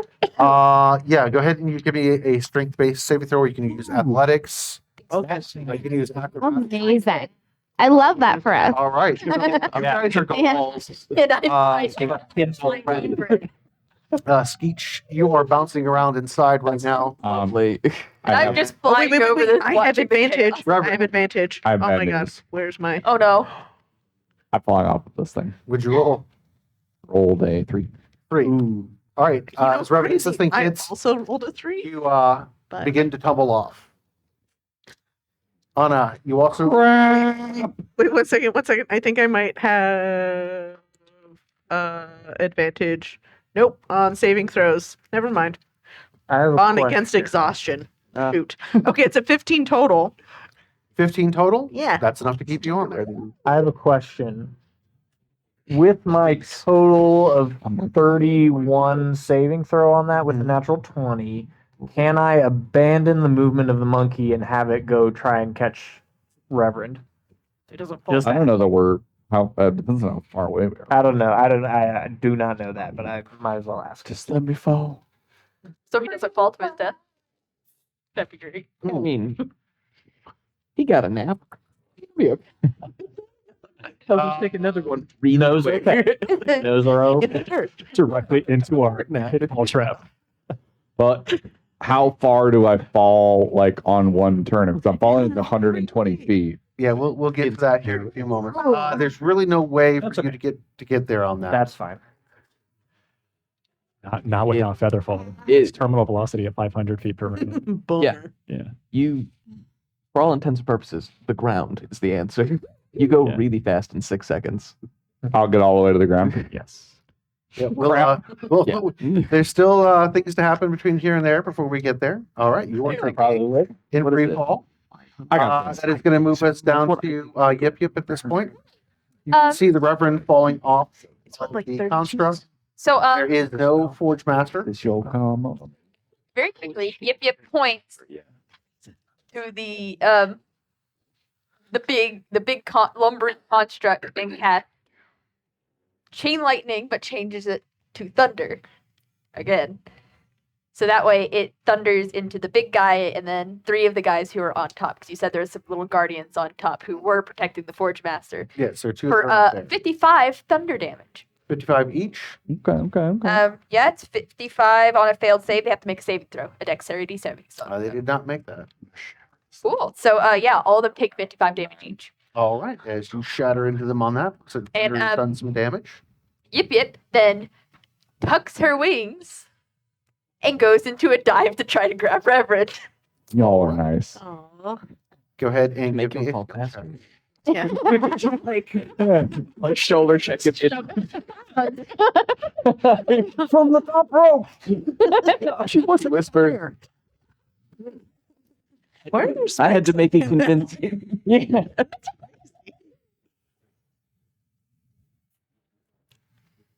Pray to God this works. The one guy. Hear me now. With my very limited knowledge into flying, but my very limited history of flying, can I roll history? Sure. The history. You recall some two brothers. When birds are flying. brothers. All information on dragons and how they fly. I try to do a full-on dive, swoop, grab, and up, then spread my wings again. All right. Heck yeah. That's That the is move. on the side. It's the move. And you need to reroll.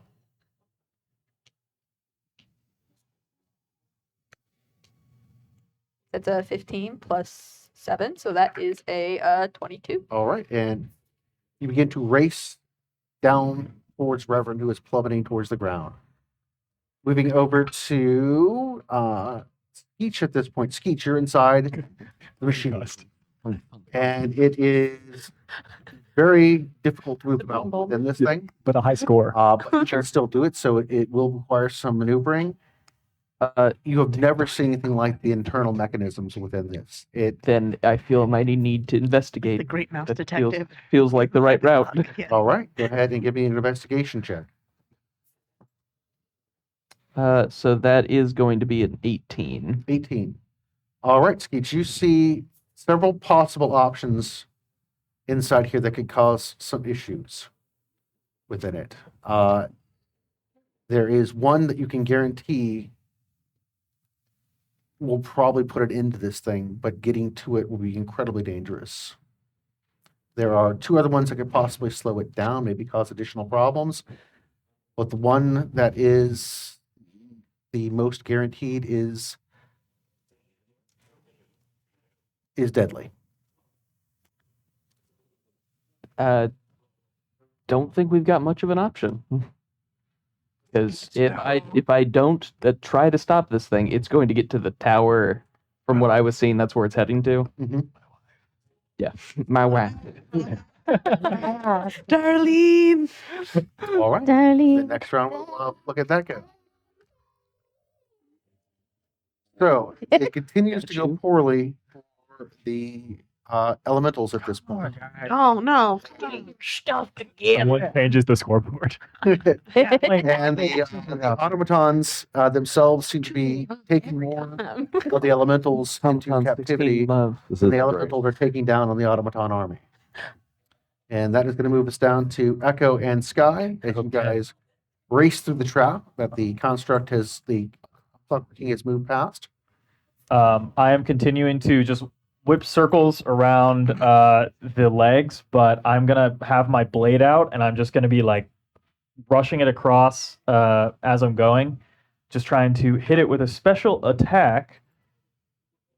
Oh lordy! Okay. Well, I think that first one's gonna miss with a 14.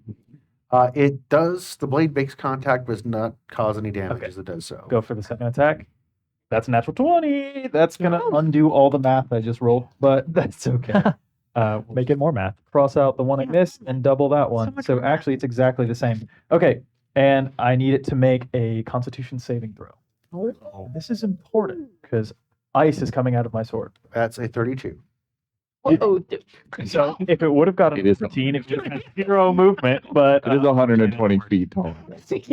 and while within circles, Sky is also just going to be blah, and just ice cone is just coming out of her mouth.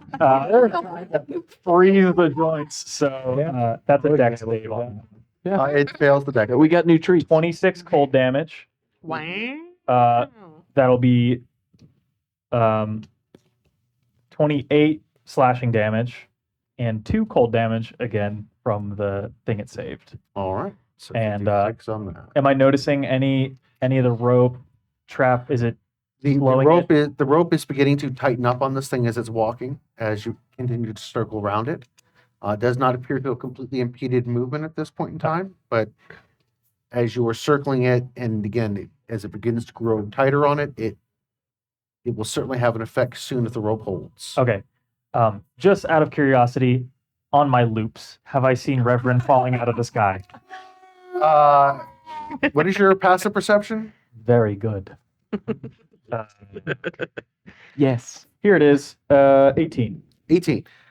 You see Reverend plummeting down, and there's this purple streak racing down after it. Can I stick out my extended, like, 2/3 arm? At this point, given the actions that you've been taking with circling and holding the rope and then attacking, Can I define him as an object for my free use of object action? unfortunately, For you, To I'll be an objectify object. the Reverend. Saved his life. Join the we're line. going to be moving on to Mary at this Okay. point. Okay. That- Can we make it up to the top? You want to defer your action to I think. Tarquin? Keith? Yeah, I think I would like to hold it. Okay, Yeah. then we'll defer your action. We're going to move to Damon. How Okay. far away am I from the top? Make it If you used your Get in the driver's seat. Right? fleet feet, you could run to the top. Oh, then absolutely I'm going to Get do it. that. Get it. Get it. Get it. I want to go to the control panel. Oh no. Everybody was racing too. I'm just thinking, is this the ejector seat? All right, Damon. There, you race to the top and are looking at the control panel. Can I read it? Are there any words? No words whatsoever. There's just a whole bunch of dials and buttons That's Mylan. and all kinds of levers. Just start back. Read that. Push the big red button. Here's the thing. There's a Windows startup sound. I could, It's I could XP. either whack it or I could be smart about this. I kind of want to whack it though. Worst case scenario, you fired the catapult. Yeah. I was gonna say like hopefully the troll's doing some of those. Oh yeah. I'll go smart this round. If I roll low though, next round I'm whacking it. Let me coast. I would like to roll investigation to see if I can figure out how to stop it. All right, Shut gotta it give an down. investigation roll. 15. Wait. I'm gonna throw a silver at you, but Is that It's a 6. Bless you, child. yeah. Grandma? That's a 19. 19. Okay, if you're staring at the control panel there, you're like, I really am unsure how to stop it, but I see that there's one particular button that looks like it's been hit quite a bit. Again, judging that's probably the catapults, so it's not that button. Okay. There really isn't a whole lot to base your assumption on. How many buttons are there? There's probably about 15 or 20 buttons, levers, and dials. Maybe, Lay up your hand. maybe know like which the one not to- smallest one would be the shutdown. You know, like in a corner somewhere. Next round, I'm stabbing it. Let's figure out what happens with Reverend and Yip Yip here. Reverend, as you are tumbling off, you Falling to your death. and when you come off, you are actually to the back, and the ground is racing up towards you. You can see Echo like And then another arm. extending his hand out, but the ground's coming way too fast. And Oh, as you feel Oh crap! the ground basically rushing to meet you, suddenly your trajectory changes, and you can actually feel your reverend hair rush past the snow as you are subjected to a massive amount of G-force action that makes you and the blood drains from your head that was racing towards you, to your feet as you straight up into the air. You hear Yip making about the same sounds as you are right now too. Yes, you are a flying creature, but at the same time you are still subjected to the forces of nature and that. And up and out, away from the construct, you have gone. And Yip Yip is holding you with everything she's got at this point. Fortunately, you're not a pretty burly, hefty dude. What happens if I'm just like Belt. clinging to his back? Just that you are the jetpack. You're more kind of holding on to him there. Yeah, it's as you race down, you are kind of hanging onto his back. And that is going to handle what happened with Yip Yip there. Reverend, as you are up in the air and spin back around, you can see Damon is standing at the top of the control panel. And I'm getting ready to stab you can see there's frustration going on. There's a spider monkey that is moving up towards. I'm still jangling because she's got me by my feet. I'm like, let's go to the top. The So troll glad you're not dead. is attacking one of the catapults, actually technically attacking both the catapults, just smashing into the protective walls that are next to it, it's causing wood and I'm stuff to giving splinter. Yip Yip bardic inspiration. All right. Anything else that you're doing this round? Are you like telling me to drop you or anything? Like, No, well, This was the time to hit the ground. Reverend's asking you to get to the top of the Clockwork King. yeah. All right. That moves us down the line to Tarquin and Mary.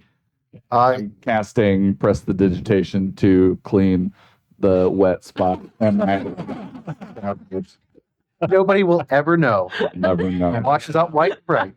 Okay. That's a smell. What about Yip Yip who had to grab you? Smell goes away, but the shame lingers. So with boosted monkey movement, it should be 70 feet. So I should be able to handle it get to the cockpit. You have more than the ample movement speed to get up to the top. Did I see anyone else in peril? Does Anna look like she's doing okay? So good right At this now. point, you're kind of She's really good at laying her because Yeah. while Damon is sitting there Busy trying to liars. figure out what's going on, the two constructs that are up there haven't had their movement yet, and you can Oh. see them reacting to Damon. Oh, I He is forgot about those. Me too. staring at the About those staring at rings. the Remember the control Beyblade? panel. Okay. It was 6'5" blend ones. Then I'm going to hop in the cockpit next to Bobo, the Damon holy and monkey. try and collaborate, put our noggins together to Love see it. if we can figure out But not this button. excellent work. And then, yeah, so I'm going to try and use my proficiency of land vehicles to try. Oh, there we go. I have a driver's license. I can fly a spaceship.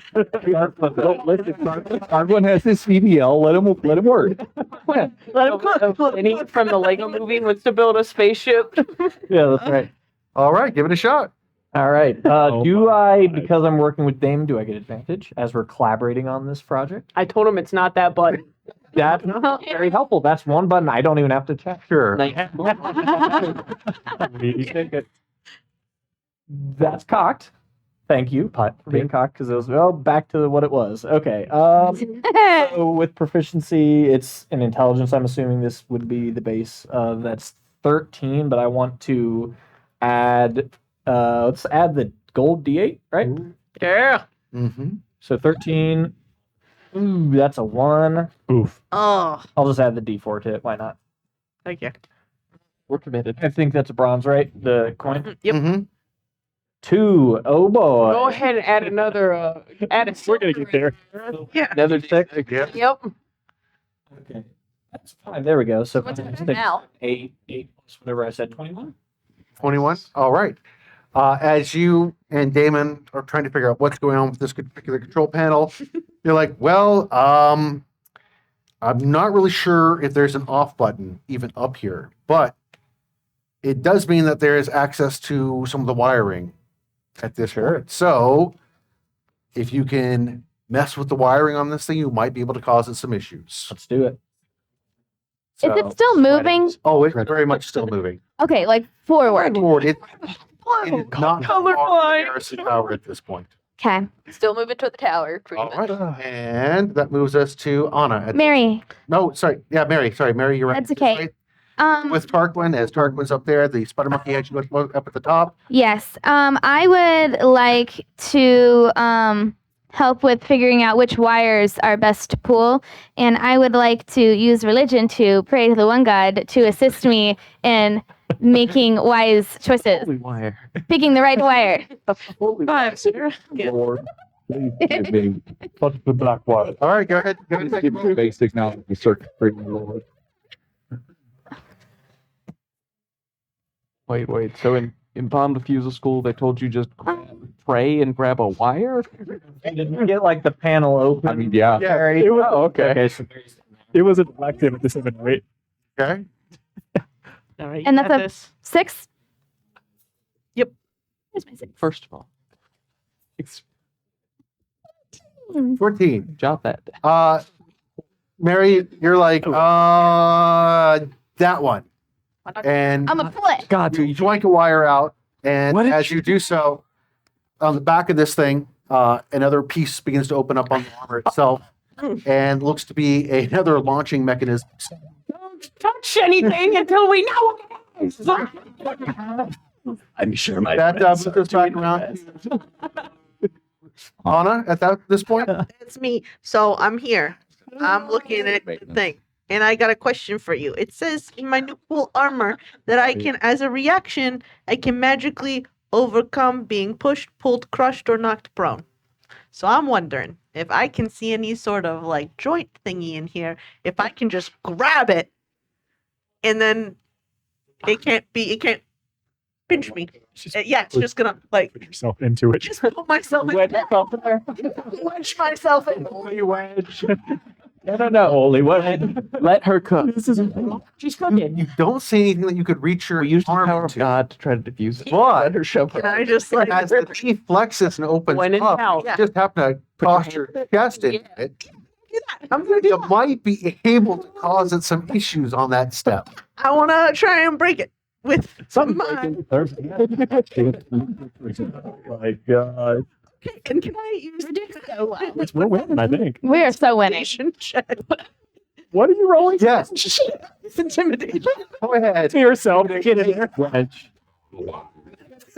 It's intimidation, but we mean stubborn. That, or like you just looking at the Clockwork King like you're going down and just. He's not even I on this got plane it. right now.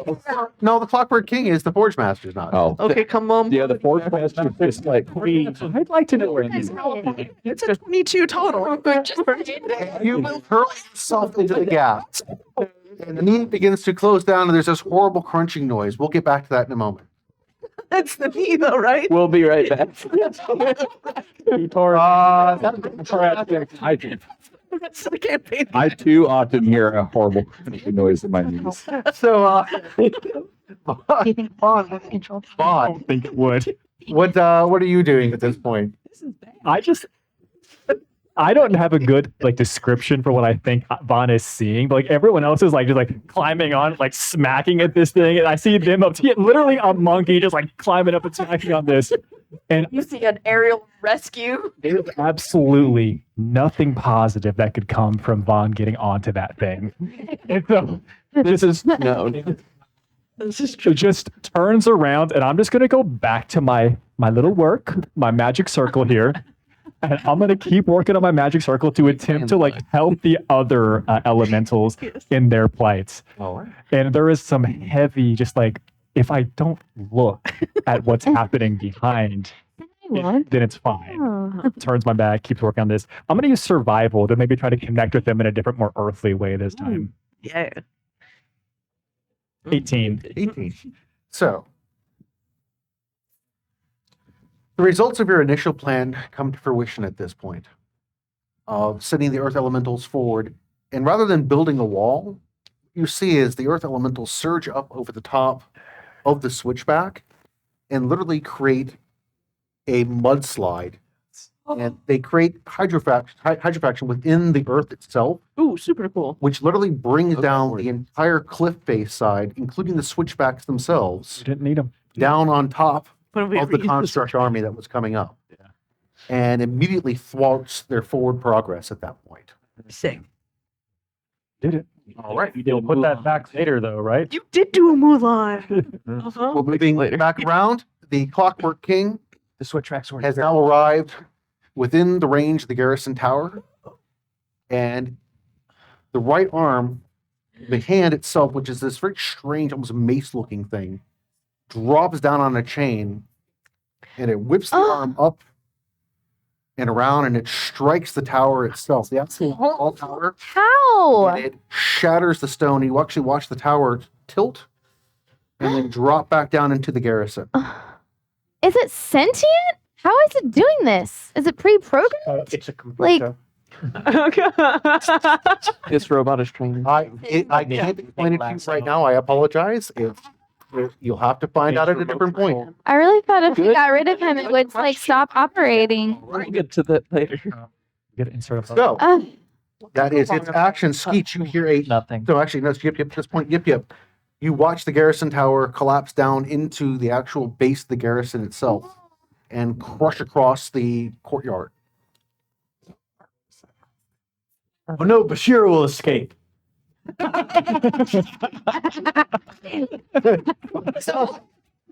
Well, at least that one's easier now.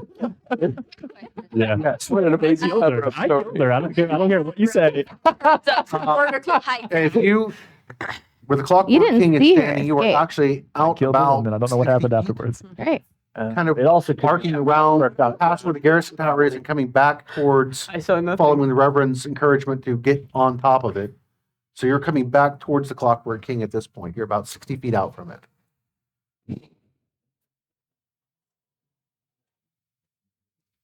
If you like looks to Grevin, who is like, get to the top of the thing again, and looks to the tower in horror.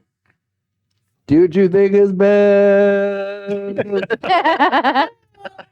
Takes a deep breath. Dimension doors at the top. Of The thing. The Clockwork King? Called yes. You joined them in the cockpit area? Three Yeah. people just poking things. Yeah. Well, more so you I'm sorry. above. 2 people poking. This is the scene from Zoom. Yes. You're in. The files are supervising. It's all the sudden reference just An idea. there. Why didn't I think of this before? We gotta hack this. hi. All right. Anything else that you're doing this round? There's not much else I can do. That was Okay. my spell. Unless And- I just dive towards the tower. Yeah. From inside of this, you hear a horrible sound of crashing stone and destruction from outside. And what are you doing at this point? What do I see? Directly in front of you looks to be the power source of Never know. the Clockwork King. It is a throbbing, strumming engine. There looks to be several massive crystals that are rotating around a gearing mechanism. There are several large cog pieces that are spinning at high velocity, and it all appears to be meshed together as it drives the rest of this machine. There's intense heat coming off of it in here. Good thing that I have fire resistance right now. If you'll allow me, I would like to pull out my satchel. And looking down, I have 32 bombs left. I want to put my alchemist kit in the bag of holding. And can I get the bag into like the mechanism?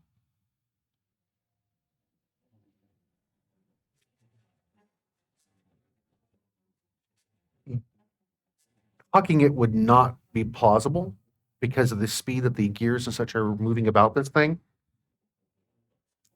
If you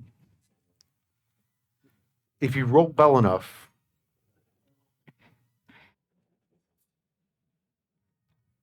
it would be difficult for you to survive to get this thing in there if that's what you're talking about. could I do it? Could I get the bombs in there? There's a possibility if you make the right skill check. Sleight of hand? If that's what you wish to use, well, I'll go with sleight of hand on that. I got a coin. I used a little duck die. Yeah, you're just like a little bucket. Heels. Use the bucket. I'm blessed. Does this still go off? Do I get a D4 to it? No, I mean, it might help with the saving throw later. Oh, okay. If you get the roll death save.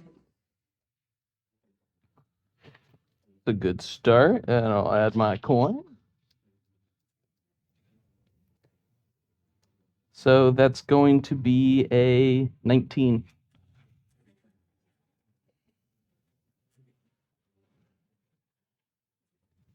Might be higher. You want me to burn it? I don't want Speech to die. You probably want to be over. Yeah. So Take. I D12? give you my platinum, Or D10? my other So- three member. D10. It's exactly 20 now. Each. It's a 1. Go ahead. Okay. 25. Okay. Just give me that one very good. Yes. When I say you can get it in there, you realize you're going to be in there with it. Is the alternative it keeps smashing the garrison tower? Okay. So, Skeech, you look down at the satchel as you've placed everything in there. The timers are running on your bombs at this point. You're looking at the mechanism itself, and you brace your back up against the plate that you're wedged up against. Reach over to a part of the superstructure, put the satchels, everything around you nice and tight. Take that fanny pack and make sure you tighten the satchel a little bit more on there so it's a little more supported, and launch yourself almost like a ski start. And as you do so, you hit one of the gears and it kind of slams you up against the engine itself. And as it does so, there's a brilliant flash that occurs. And I would like you to collect your things and leave the table, please. Right.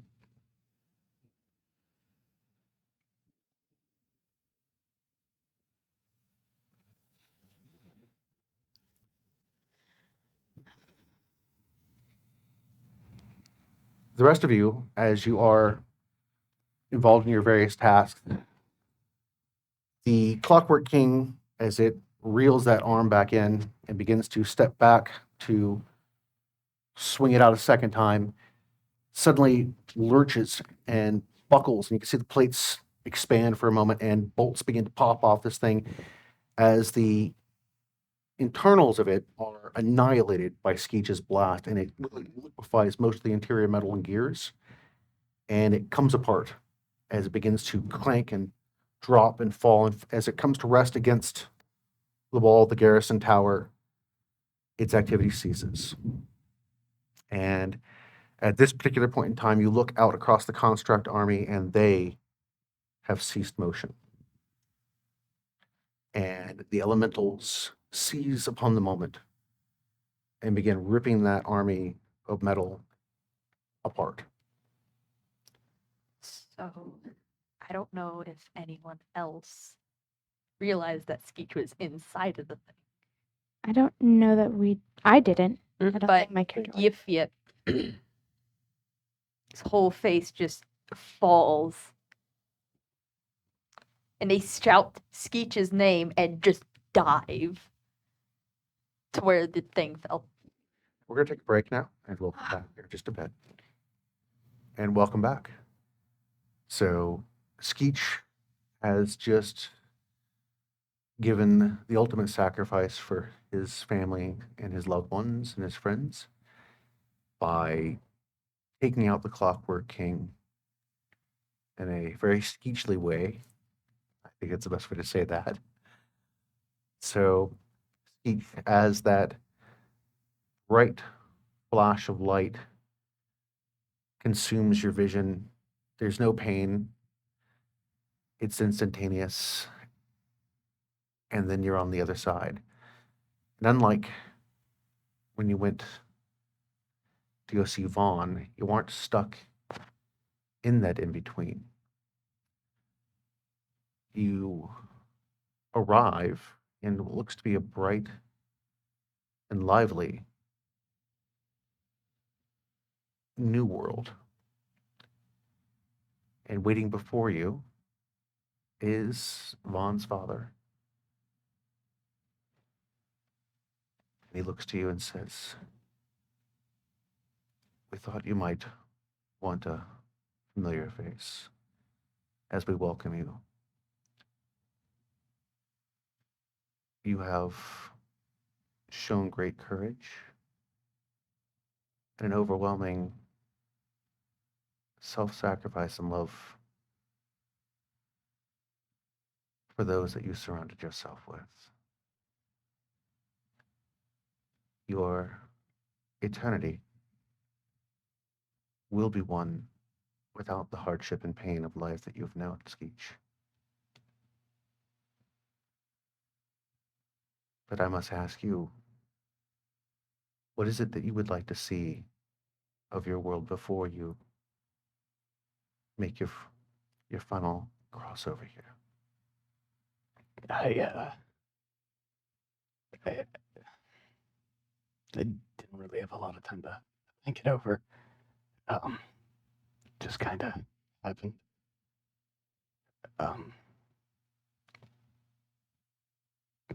Can I just...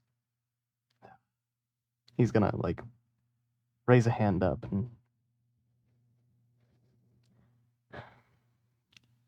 If it's all the same, could I see the end? Can you see the end? Yeah, I How want. it will turn out for your friends? Yeah, I just want to see if it's all gonna work out. I believe that's something that we can do for you. I think that would be within the one God's favor. And you are granted a vision.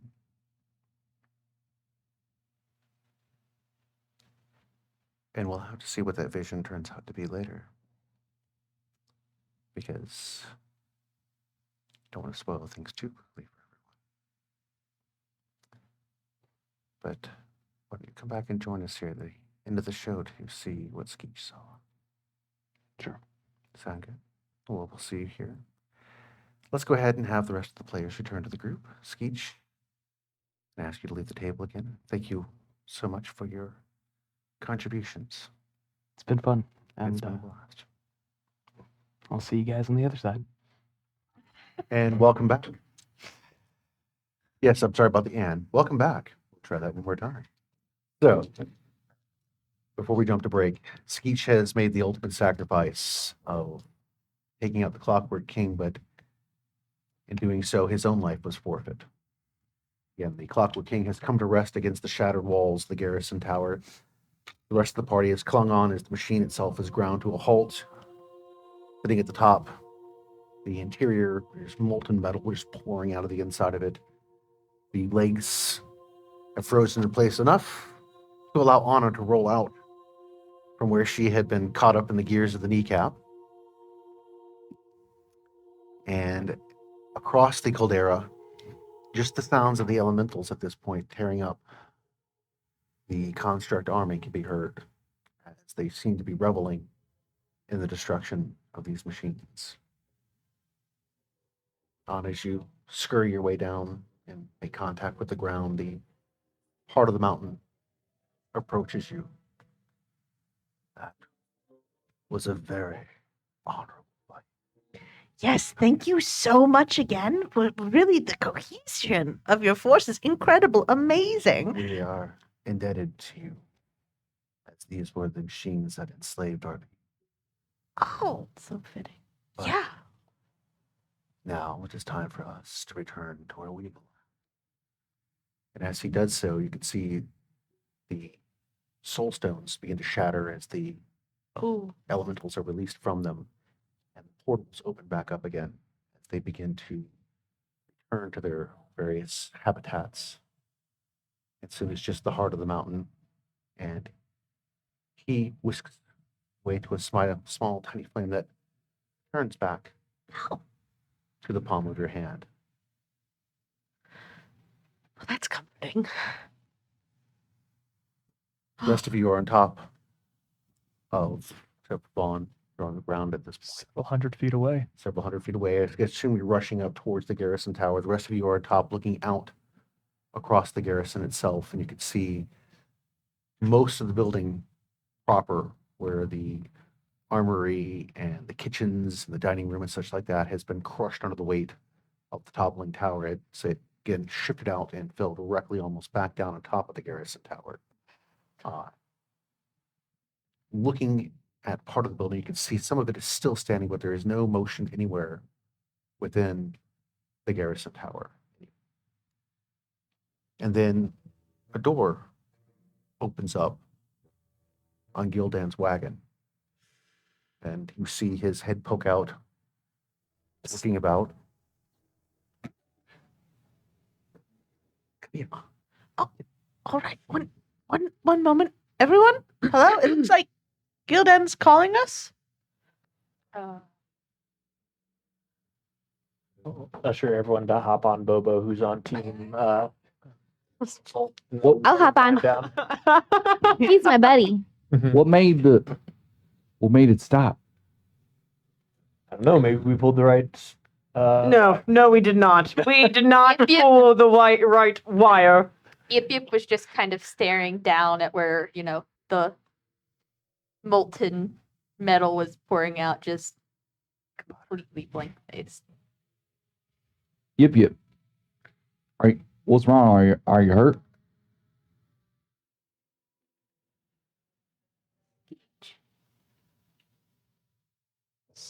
Skeech what? And she just points to where all the molten metal was now coming out of the machine.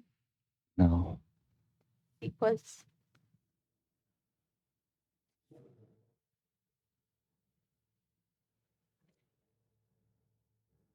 Geez, no.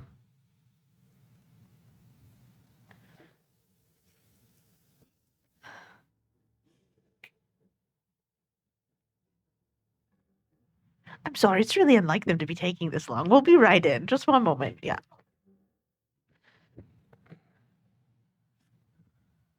Gildan, do you let everybody out at this Let- point Let everybody. What do you mean? from the wagon? Oh, is it? Everything's cleared out. Oh, Nothing's moving. I don't know. So I'm asking at this point, what activity are you doing? Oh, I guess I'm like, is it clear? Is it I think it's clear. Yep. It's all good. It's all okay? Cool. Oh, okay. All right. Well, okay. It's safe to come out. And then everybody just starts kind of like filing out of the tent. It's kind of like a little clown car where it's like this small like space, and there's just like people just coming and coming and coming and coming and coming. From what you can tell, it's most of the inhabitants from the garrison tower. Yes, yeah. As they're pouring out and looking about the devastation around them here. Yes, I believe that as soon as we saw the thing coming, I got everybody in here. Oh, good thinking. Yeah, Excellent. yeah. Felt like it was the safe thing to do. So glad you did that. Yeah. You see that sitting atop of his caravan is a massive set of granite pillar pieces that would have supported the tower, laying right across it. The rest of the caravan wagons are completely smashed, but his wagon is completely supporting 40, 50 tons of granite leaning against it. Oh, are we on the ground now? I assume. Yeah, probably at this point. I assume we're all. I'm assuming you guys have all come down to the ground point where Anna had suggested that you go. Well, I hope you guys had insurance. Is there? I'm actually not on the ground. I'm seeing if there's anything in the middle, like anything of Skeech, Oh, looking in. All right, as you and peer, like maneuvering my way in yeah, there. you climbed up over that plate that was on the back, that piece that protected where the driver's portion of it, sort of speak, would be, looking down to where the troll should be. But the metal and stuff like that, where the troll was standing, has melted inward as the Oh, wow. bombs that Skeech had went off and slagged that interior section and slagged out the troll. But as you look in there, it's several thousand degrees centigrade melted the interior of this thing tremendously. So there's nothing. It's mostly liquid metal at this point hardening. On the inside, you don't see anything of Skeech, who is basically at ground zero when those bombs was.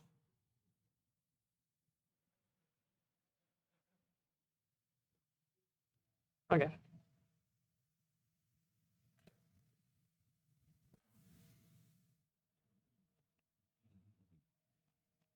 Yip's not moving. Where is the little one? Where is I have a wedding present for him. I don't know.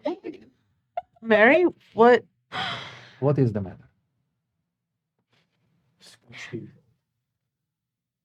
What? Skeech saved us all. What?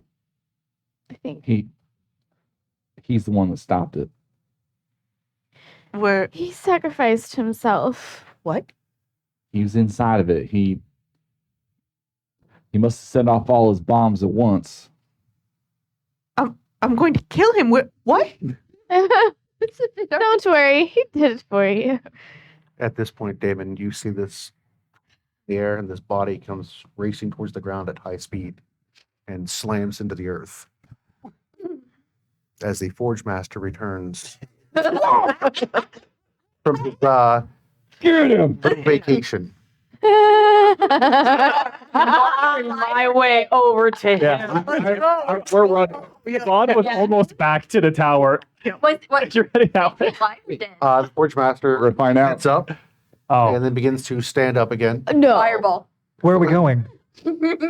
I will chase after him too. Okay. we're running him down like a cavalry charge. As you guys are trucking towards him, he just standing himself back up again, kind of popping his head a little bit, looks at one of his arms and begins twisting and popping and snapping it back in. He's got a screwdriver kind of messing with something on it at this point. Didn't make a single sound when he fell nor when he impacted. What? Is fireball. We need that. So you're lobbing the fireball in flight, I'm assuming? Yip, who was still kind of just standing over where Skeech, flying over kind of where Skeech was, here sees that, like, kind of sees and maybe hears them kind of moving over, glances over, sees the Forge Master, just points and casts fireball. All right. He does not save. He's too busy trying to put himself back together at this point. Yip may feel hopeful, but she can feel angry. Still running and yelling at him. You cut straight! 8, 9. Pretty sure that's as high as I can cast right now. Vaughn stops running because he hadn't made it all the way back to the scene. 9. Saw you all running after the Forge Master, and you're screaming, "You killed Ski!" Just stops and calls out, "What are you talking about? What do you mean? What do you mean? What are you saying?" Gildan's gonna run over too because he's I just like blind rage. I don't have time to. Gildan more like bounces. But He's gone, Vaughn. He sacrificed himself. 12. And I'm it not was using small. magic or anything. I'm just like straight running. 4. Skeech's gone. Completely. 28. Oh my gosh. 32. Sorry, there's math. There's math happening. Yeah, a moment of doubt. Hold. Yeah. Please give For me math. 46. And it's fire damage, so it's 45. So 45 fire damage all of a sudden just implodes where the Forge Master is as a little bead shoots over and then just explodes from where Yip was. Does the Forge Master have any resistance to fire damage? The fireball strikes him and it goes off and it blasts him up and back. And he hits the ground again, takes a moment, sits back up. Again, very mechanical the way he does, and then stands back up again. This time looks at the cloak sash type of thing that he had, which is currently on fire, and removes that and throws that on the ground. Doesn't seem to be too concerned whether it's burning.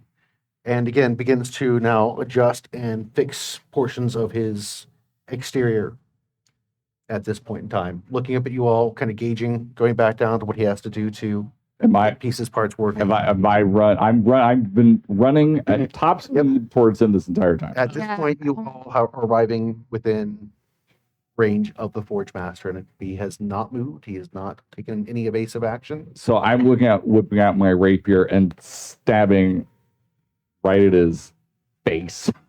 All right. Make an attack roll.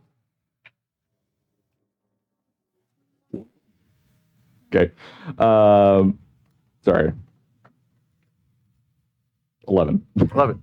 It strikes, but it glances off. Doesn't appear to do any damage to the Forge Master. Never mind. Can I use control water? Does he have any Rust him.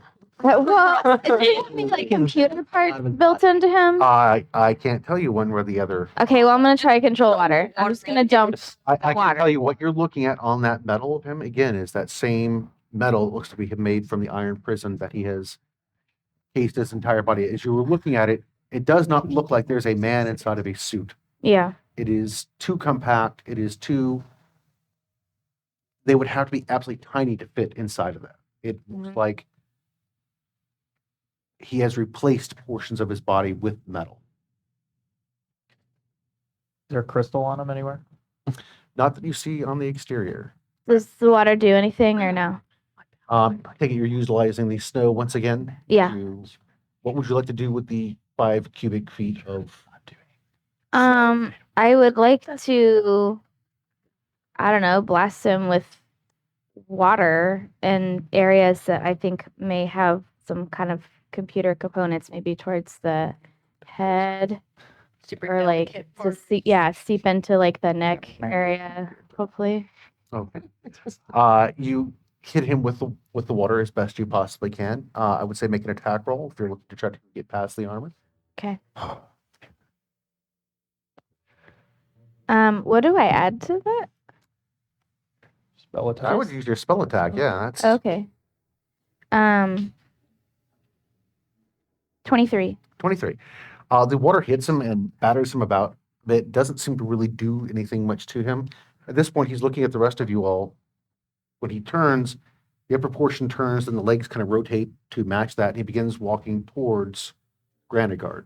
I try and just ride by on top Sky and just try and decapitate him.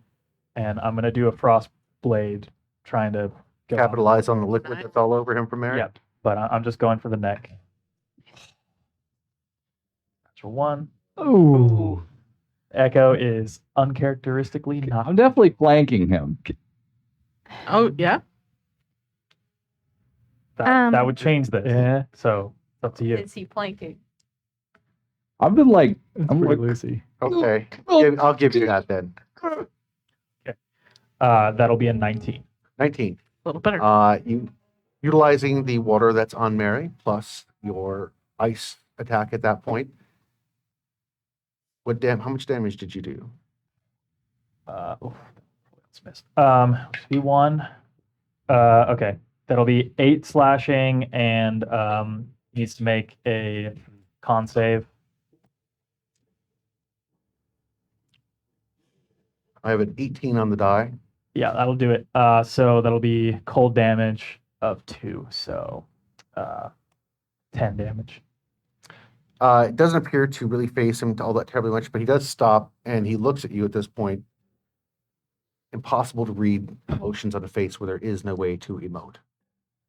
And then begins to continue to march towards Granitegard. Can Gildan? Is he leaving my range?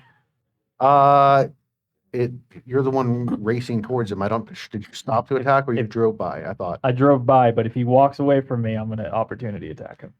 Can I call out? Yeah. Echo, grab him. Okay. This might be easier, me slashing his legs, because that'll stop him Get if his I Achilles hit. tendon. That'll hit with a 15 plus 8 or 9. That'll strike. So his movement is 0. Okay, so you've crippled his movement for And he takes this round. 12 more damage. Can I act? Okay. And then Gildan, you had said Yeah, Gildan was just gonna try to cast command and just say stop.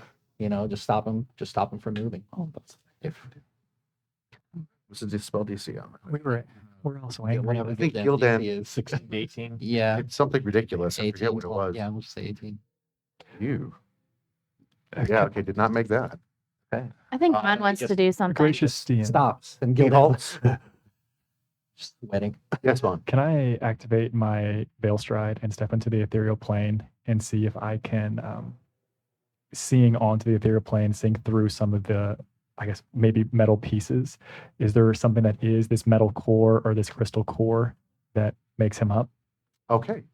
Yes, as you make that shift and look into him, in the center of him is a crystal. And as you look into the crystal, you can see the soul within there. And it is an elven man within that crystal. I can pass through physical objects while I'm in this, and I'm going to walk up and reach my hands in, grab it, and pull it out. Wow. You didn't think about that, did you? Oh, okay.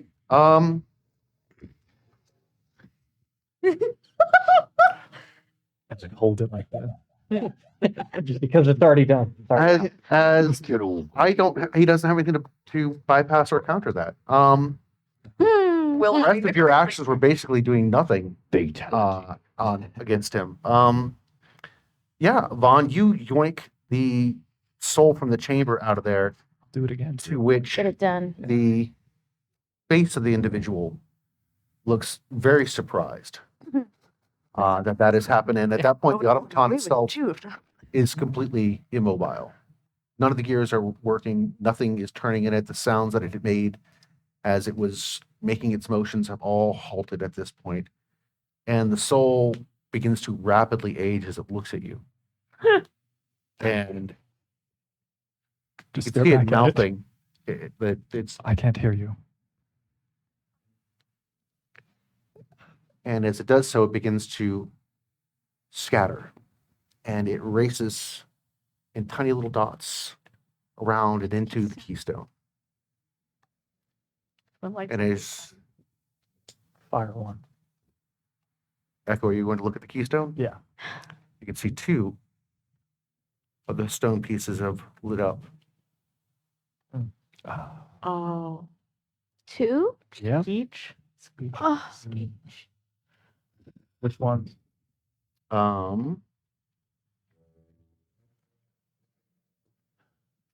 That is going to be Versagalis's.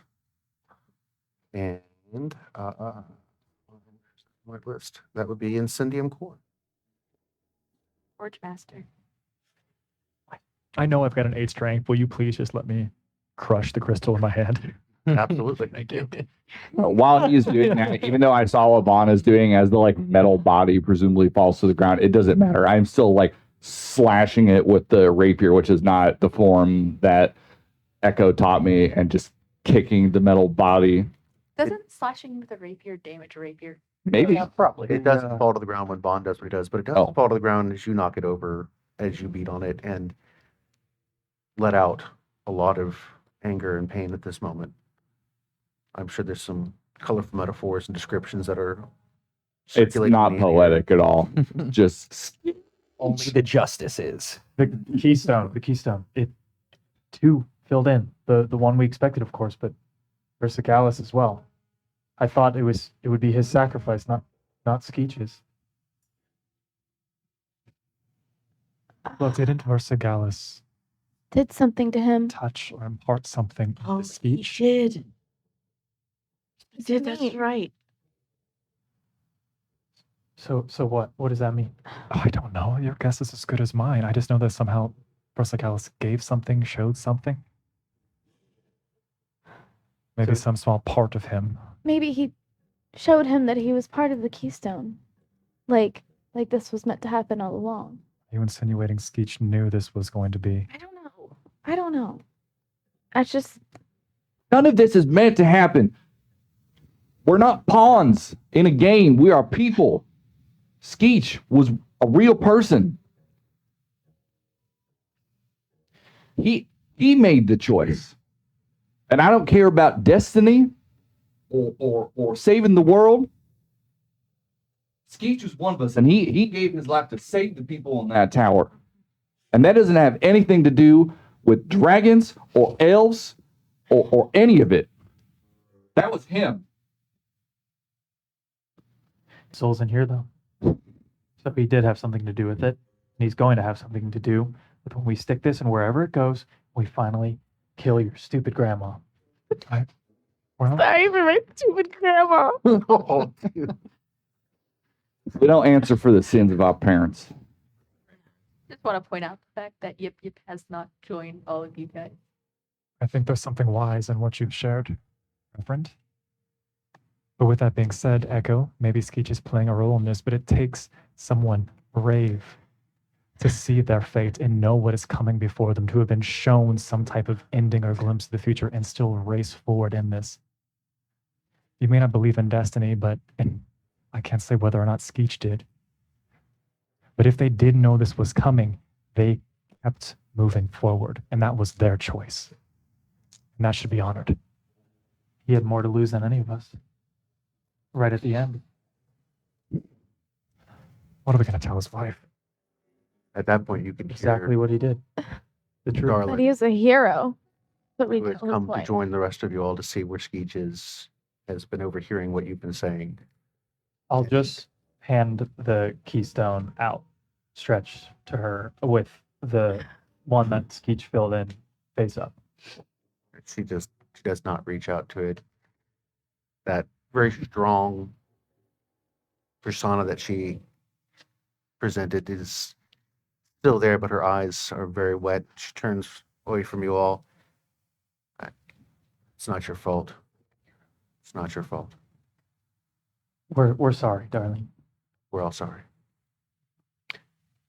I never saw him happier than when he was with you. I'm sorry that he died on our watch.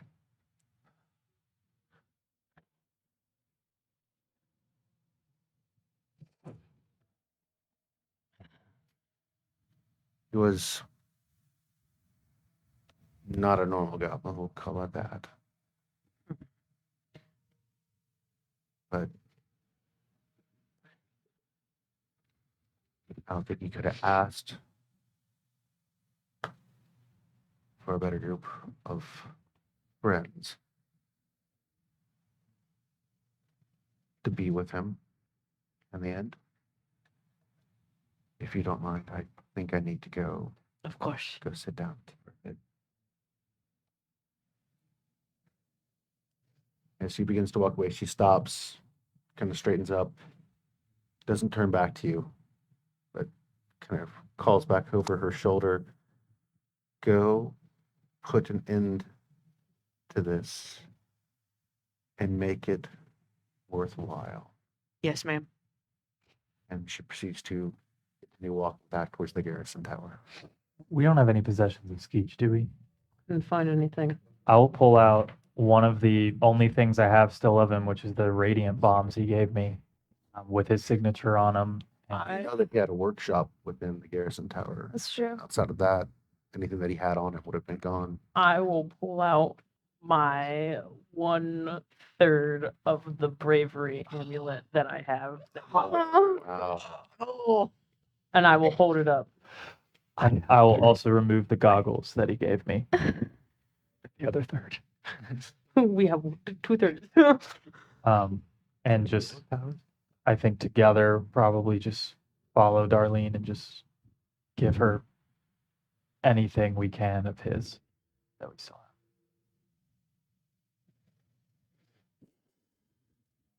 Wish I could give her the little fanny pack I have right now, but We will- it's not paying attention. Gildan's gonna say, my friends, we must have a proper memorial. I believe that there will be time for us to express our feelings and our condolences to his widow. There might not be. Well, depending Honestly. on your success, of course, but I believe that his sacrifice did quite a lot to help you on your journey. And you should definitely take this opportunity to not let this be a waste. Gildan's right. Skeech was not a sentimentalist. that's true. I think we have to see this through to the end now.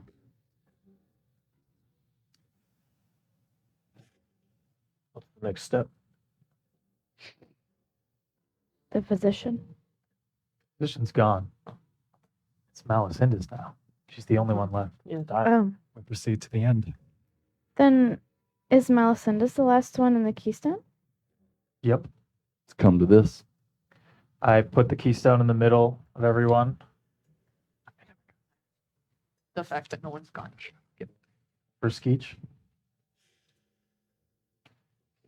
Skeech. Okay. Let's go. Is there anything that I can do before you go? Is there anything I can help with? I have a request.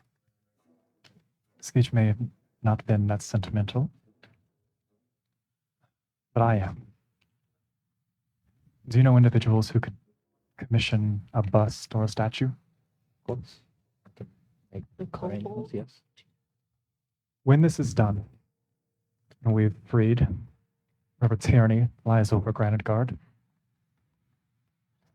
I'd like that to be brought into the Hall of Heroes. And let it be the first new installments under the new city. I'll do everything in my power to make it so. Thank you. I would miss him. He was a very good customer.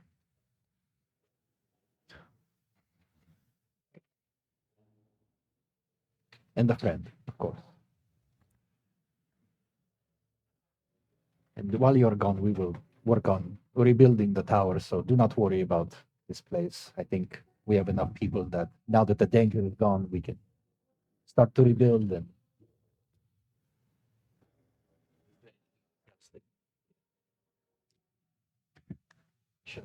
but everything is a bit of a mess right now.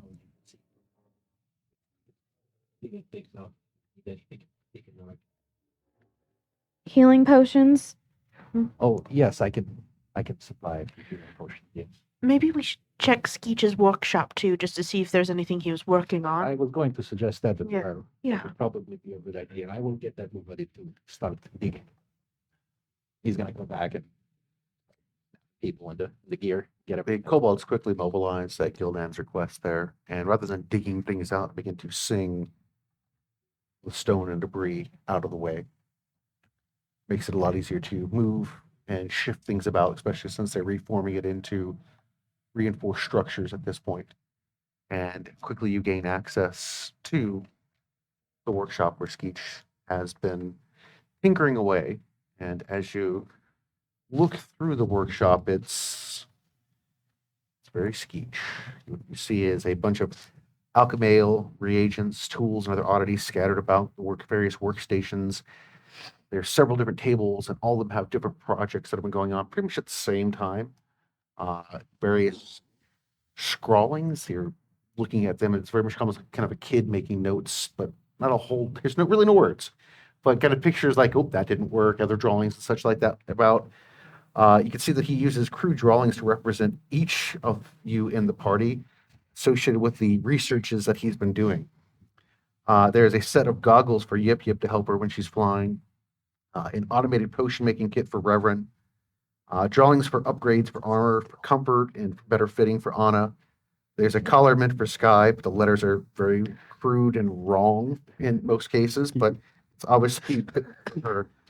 And you can see that for Damon, there is, I missed that in my note. There is something special that we've got for you that I believe Skeech handed you earlier. So I'd actually do. Ooh. And while the rest of these unfortunately aren't functional at this point, Damon's yours is kind of usable.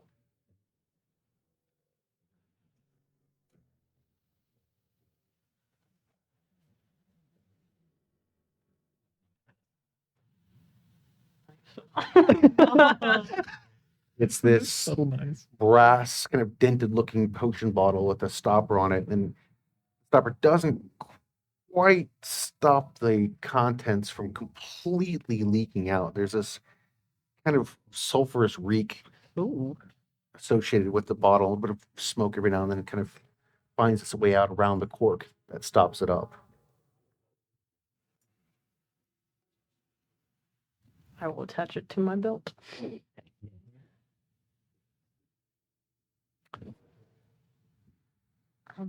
And where and what are you doing now? So while the party had been going to dig around Skeech's workshop, Yip after kind of standing over where Skeech was, or headed off to find Darling. With literally the last thing I think he gave anyone was that bag of joy. Will you give it to Darlin? He gave this to me when he thought I needed it. But I think you need it more now. Thank you. You'll pardon me if I don't have much more to say past that right now. But maybe I could find some comfort in it. Be careful where you go next, little dragon. I have a feeling that you are walking into quite the bear's den. I do it for Skeech. I think Just you like do he did for us. She kind of rustles your head there. Turns about kind of poking through the bag itself. And in doing so, she passes the sense of hope on to her, which is part of the bag. Very good. I can't pass it over to Will, so I was just passing it. Nice. And Gildan, I'm assuming at this point you're hooking them up with the additional healing potions and such. Yeah, yeah. Imagine Gillian probably, is kind of short on supplies, but still has, a stash away, a few potions. I was thinking if Yeah, you allow it, that's give them a cool. potion of maybe 2 potions of greater healing and maybe even 1 of superior, if that's not too much. I'm fine with that. Okay. So Nice. I probably definitely need a way to get my mana back for my for my spells. I think Right. we'll take a rest before we continue on. Yeah. I mean, I think a rest is the only thing. Yeah. Like a rest You would guys are be- taking an 8-hour rest. Yeah. And And then the destroyed tower though. No. You do can that. come, use my tent. Use my tent, and motion everybody in when Yeah, just if you So- want to spend the time, was you gonna can say, come in. Do we know how long it will take to get to where we need to find Yeah. Malacyndus? I think you might need to try to figure out a way to get to her at this point. Okay. Because one way that you knew was to the library, but that has collapsed. Right. But maybe people that are familiar with the Granitegard might be able to figure out something from their past. And again, the 8-hour rest that would let you restore yourselves for what you're about to go up against. Would I have any idea, just her being family and related to me, is there any way I would know? Maybe through prayer, you might be able to figure something out. Okay, can Dawn I Be able to think sit of in something. prayer then? Above table, do we know about your letter? I can't remember. Mhm. Okay. Yes. Okay. Tight. Your letter? Fine. Oh, Yeah. you haven't opened it, right? Nope. Okay. It would Yeah. summon Malacyndus. Interesting. It's It was something. good final session. I don't Yeah, know. Uber Eats. I'd like to order a Allison. She might not show up. Yeah. Y'all are going to rest inside Gildan's little caravan. Yeah. Yeah. So as you step into the gypsy wagon, which again, the wagon itself is like 12 feet by maybe 5.5 feet wide. And as you step into it, it opens up into something that is certainly not the dimensions that it is from the exterior. Much like when you So much bigger on the went inside. shopping in Gildan's, when it was exposed and opened, it was much larger feeling inside of that tent that he had than what it should have been. The inside of this is definitely larger. There are multiple different rooms that lead Fountain into a central. waterfalls. Well, not waterfalls, but there is a fountain in the center of it.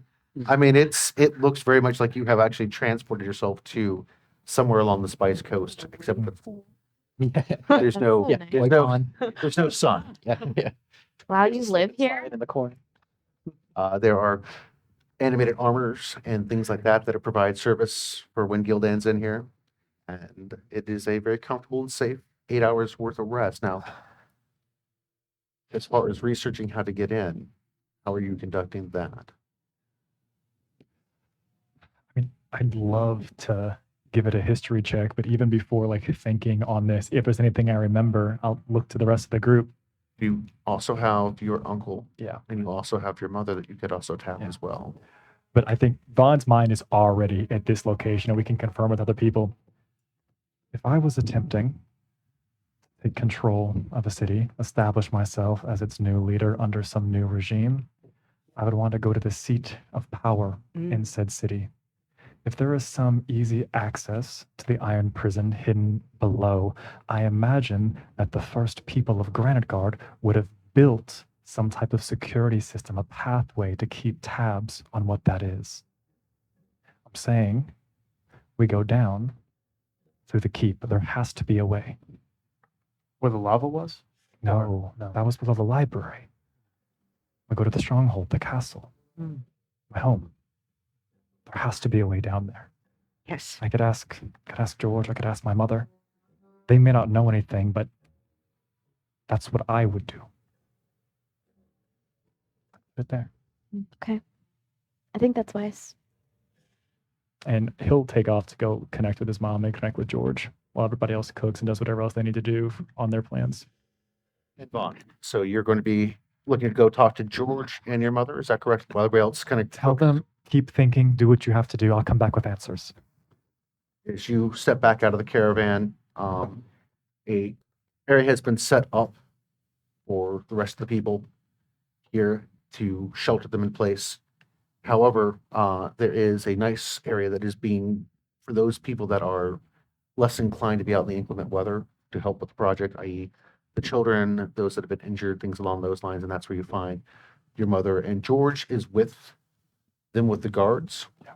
And at this particular point, George actually has paperwork set out in front of him to help direct the activities that are going on here with Gildan on helping to get the garrison tower at least partially functional to help everybody with what's currently going on there. I'm not terribly intruding. You seem quite busy with everything that's gone, but I need a moment of your time. Come, nephew. What is it? I need answers and I need them quickly. We're aware that there is something buried beneath the city. This iron prison that we believe holds Inimicus. It's quite the tale. I need you to let me know. Are you aware of any caverns, tunnels, any type of passages? Maybe they are not known to individuals besides maybe the direct line, the sovereigns. Anything that you would have been aware of to help us get below, something that was hidden, something secret, anything would help us. That was so long ago. I need you to think hard. There is one, but if this is true, then you already have the key. What do you mean? Your ring. Ingrid's ring. Beneath What does this, it open? beneath this castle, through the cellars, there was a wall that was built many, many years ago. But it was built, and it leads to a city beneath the city. Go to the cellars, and along that wall, that key, that ring is a key to the door that will lead you Do you know? directly to the city. You know of this city. You know of the door. Have you seen beyond it? Only tales. I've not seen, but I've only heard, and I only know of it. It was so long ago. Now let us pray that it's still there. Nothing has befallen it or caved in on itself. I am sure of its existence. I'd look to my mother, and she's sitting there as well. Mm-hmm. Did you know of this? After I came from my village to live with your father here at the castle, I did poke around a bit, because I mean, would you not be curious? And I was quickly told that there was an area down the cellar where we should not go, that it had been sealed off. And when I asked your father about it, when he was a boy, even he tried to figure out a way to get into that area. This castle, like a good many number of places within the city, is built upon the original elven foundations. And he said that within those foundations is a way down to places even older.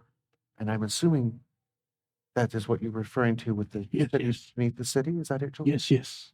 Beneath the city. And that's where you believe you need to go? We do. We do. She stands up and pulls you in for a very tight embrace. Be careful, my son. What is down there is ancient and powerful. It is reason it was sealed away. So may the one God go with you and bless you.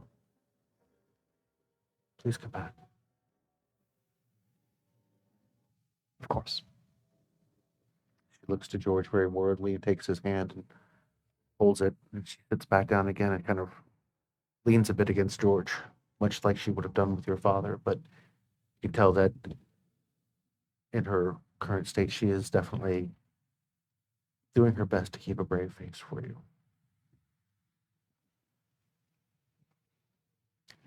I don't think Bond really wants to like say goodbye or anything, so we kind of just thank you for this information, and we'll be back as quickly as we can. She smiles and nods and puts on a very brave looking face. And he just like politely excuses himself because there's no reason to say any good farewells or final goodbyes because we'll be back soon. Well, you return to the caravan? Yeah. See what they've been doing. All right. Anything else anybody is doing here before you go? I am. Right now. I would like to go sit in a quiet area and pray and commune with God, with the one God, and she's just gonna talk to him. One God, I come to you right now with a plea to help us defeat Malacyndus, to complete this, to see this evil rid of Granitegard. And I ask that you would keep us all safe because I don't think I can handle any more death right now. So please give us safety and guidance in whatever way you can to help us see this through. Are you going to use your ability that you got? One God there? Commune? Yes. Go ahead and make your roll.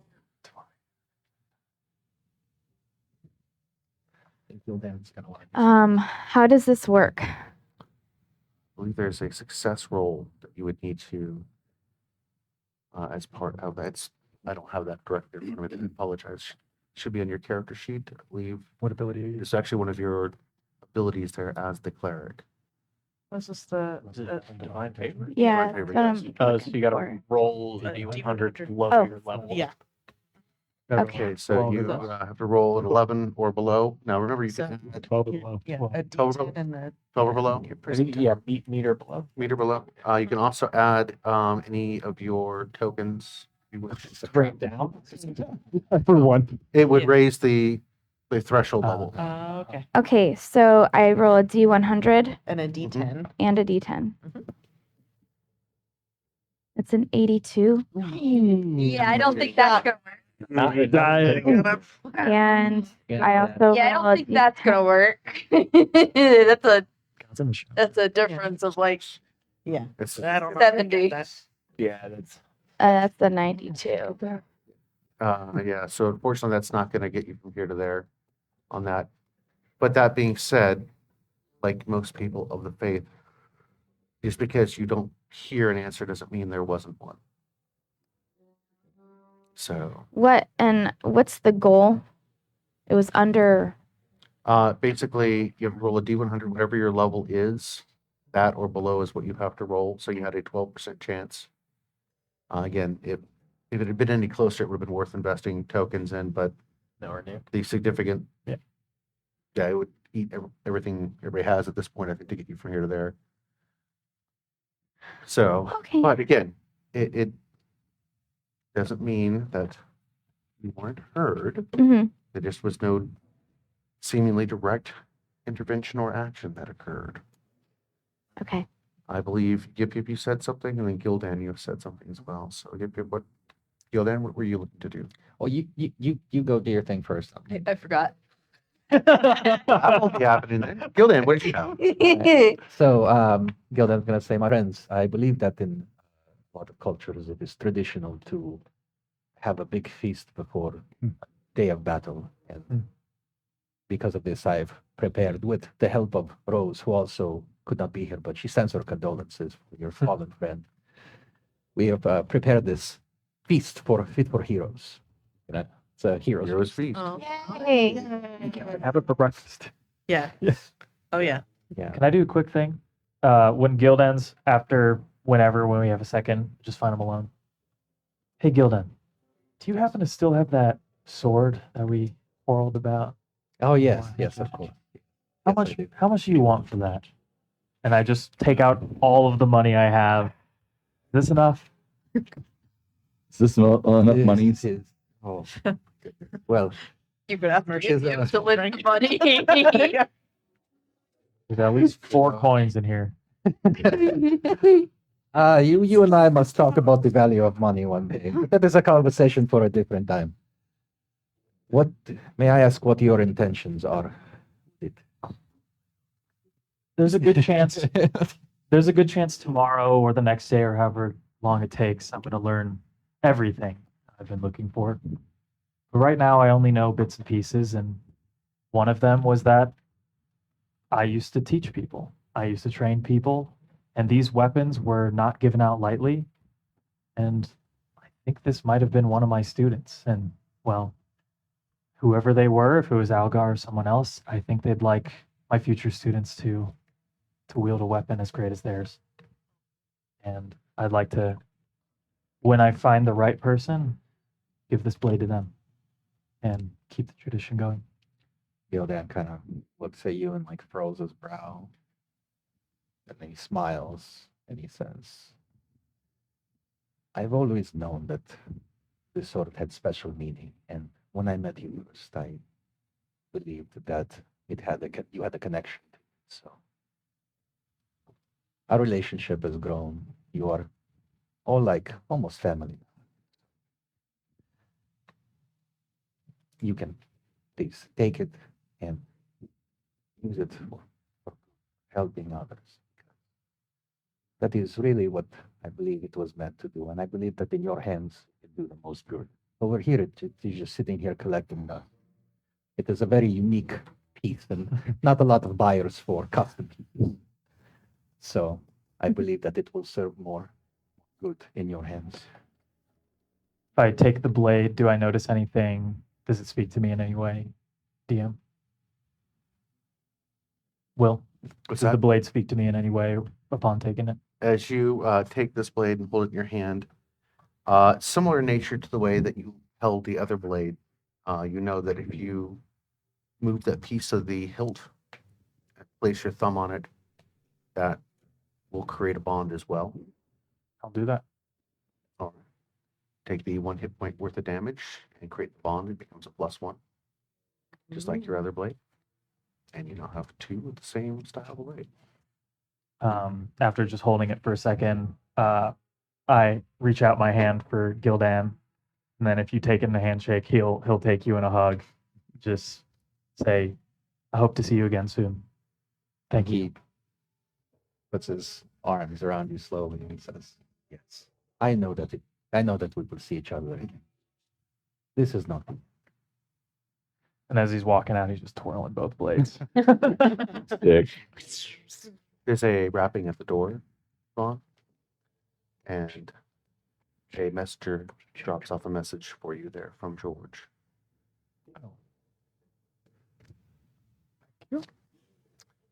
And everybody sits down to enjoy the hero's feast. And Gildan will sit at the head of the table, and I think Darlene will be next to him at the head, and Seems much more positive than this last he's gonna say, he's gonna stand up and let's say, I would like to raise a toast to our fallen comrade, Sir Skeech of Granitegard. May his soul rest in peace and with all of us. Do you have water for me to toast with? Absolutely. And he turns the wine into water. Oh my god. Oh, what a waste. That was well. Takes water and joins the toast. If I could say something before we go, I understand that we've lost a lot of important people, Skeech probably being the most. But when we go and fight Malacyndus, we have to keep a clear head.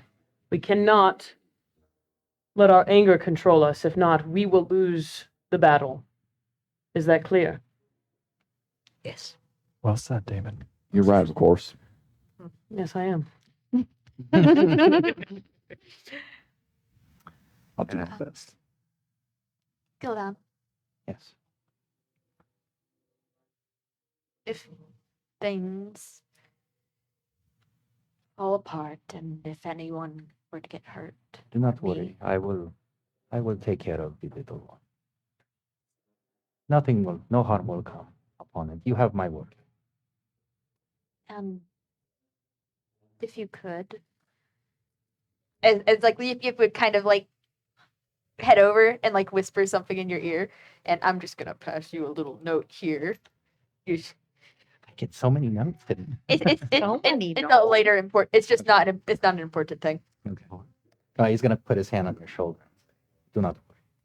Everything will be all right. I will make sure. So I'm assuming you had the hero's feast for breakfast to make them prepped and ready to head out into I think it was the dinner. I think it lasts 24 hours. last 24 hours. Yeah. It does. It'd be a little Yeah. the dinner. Real good. I don't quite have access to look up all the spells, and I don't have them memorized yet. So yes. Anyways, so with the ingestion of that, how many hit points are they going to be? Yeah. I have to look up. I don't. Well, that's okay. Fortunately, we're getting ready to end the episode. Yeah. So as you all have enjoyed your hero's feast and your rest, the next morning has come. Can I get a monkey bowl for my giant ape? Filled to the brim with bananas. Yeah. I'm gonna pet him. You all step out Bobo of the 8. confines of Gildan's caravan, out in the cold morning air, and as you stand there together as a team, as a party, as friends, you look across the caldera through the destroyed remnants of the shambles, the giant fissure in the wall that used to be the Trader's Gate, and look upon Granitegard, knowing that when you head in there, take that first step towards it, it is the first step toward fulfilling your destiny. It is the final leg of this journey. And it is here where we end our episode this evening. So do join us again next week and see how things turn out here in the doomed city of Granitegard. Wish our heroes the best. You have yourself a wonderful week.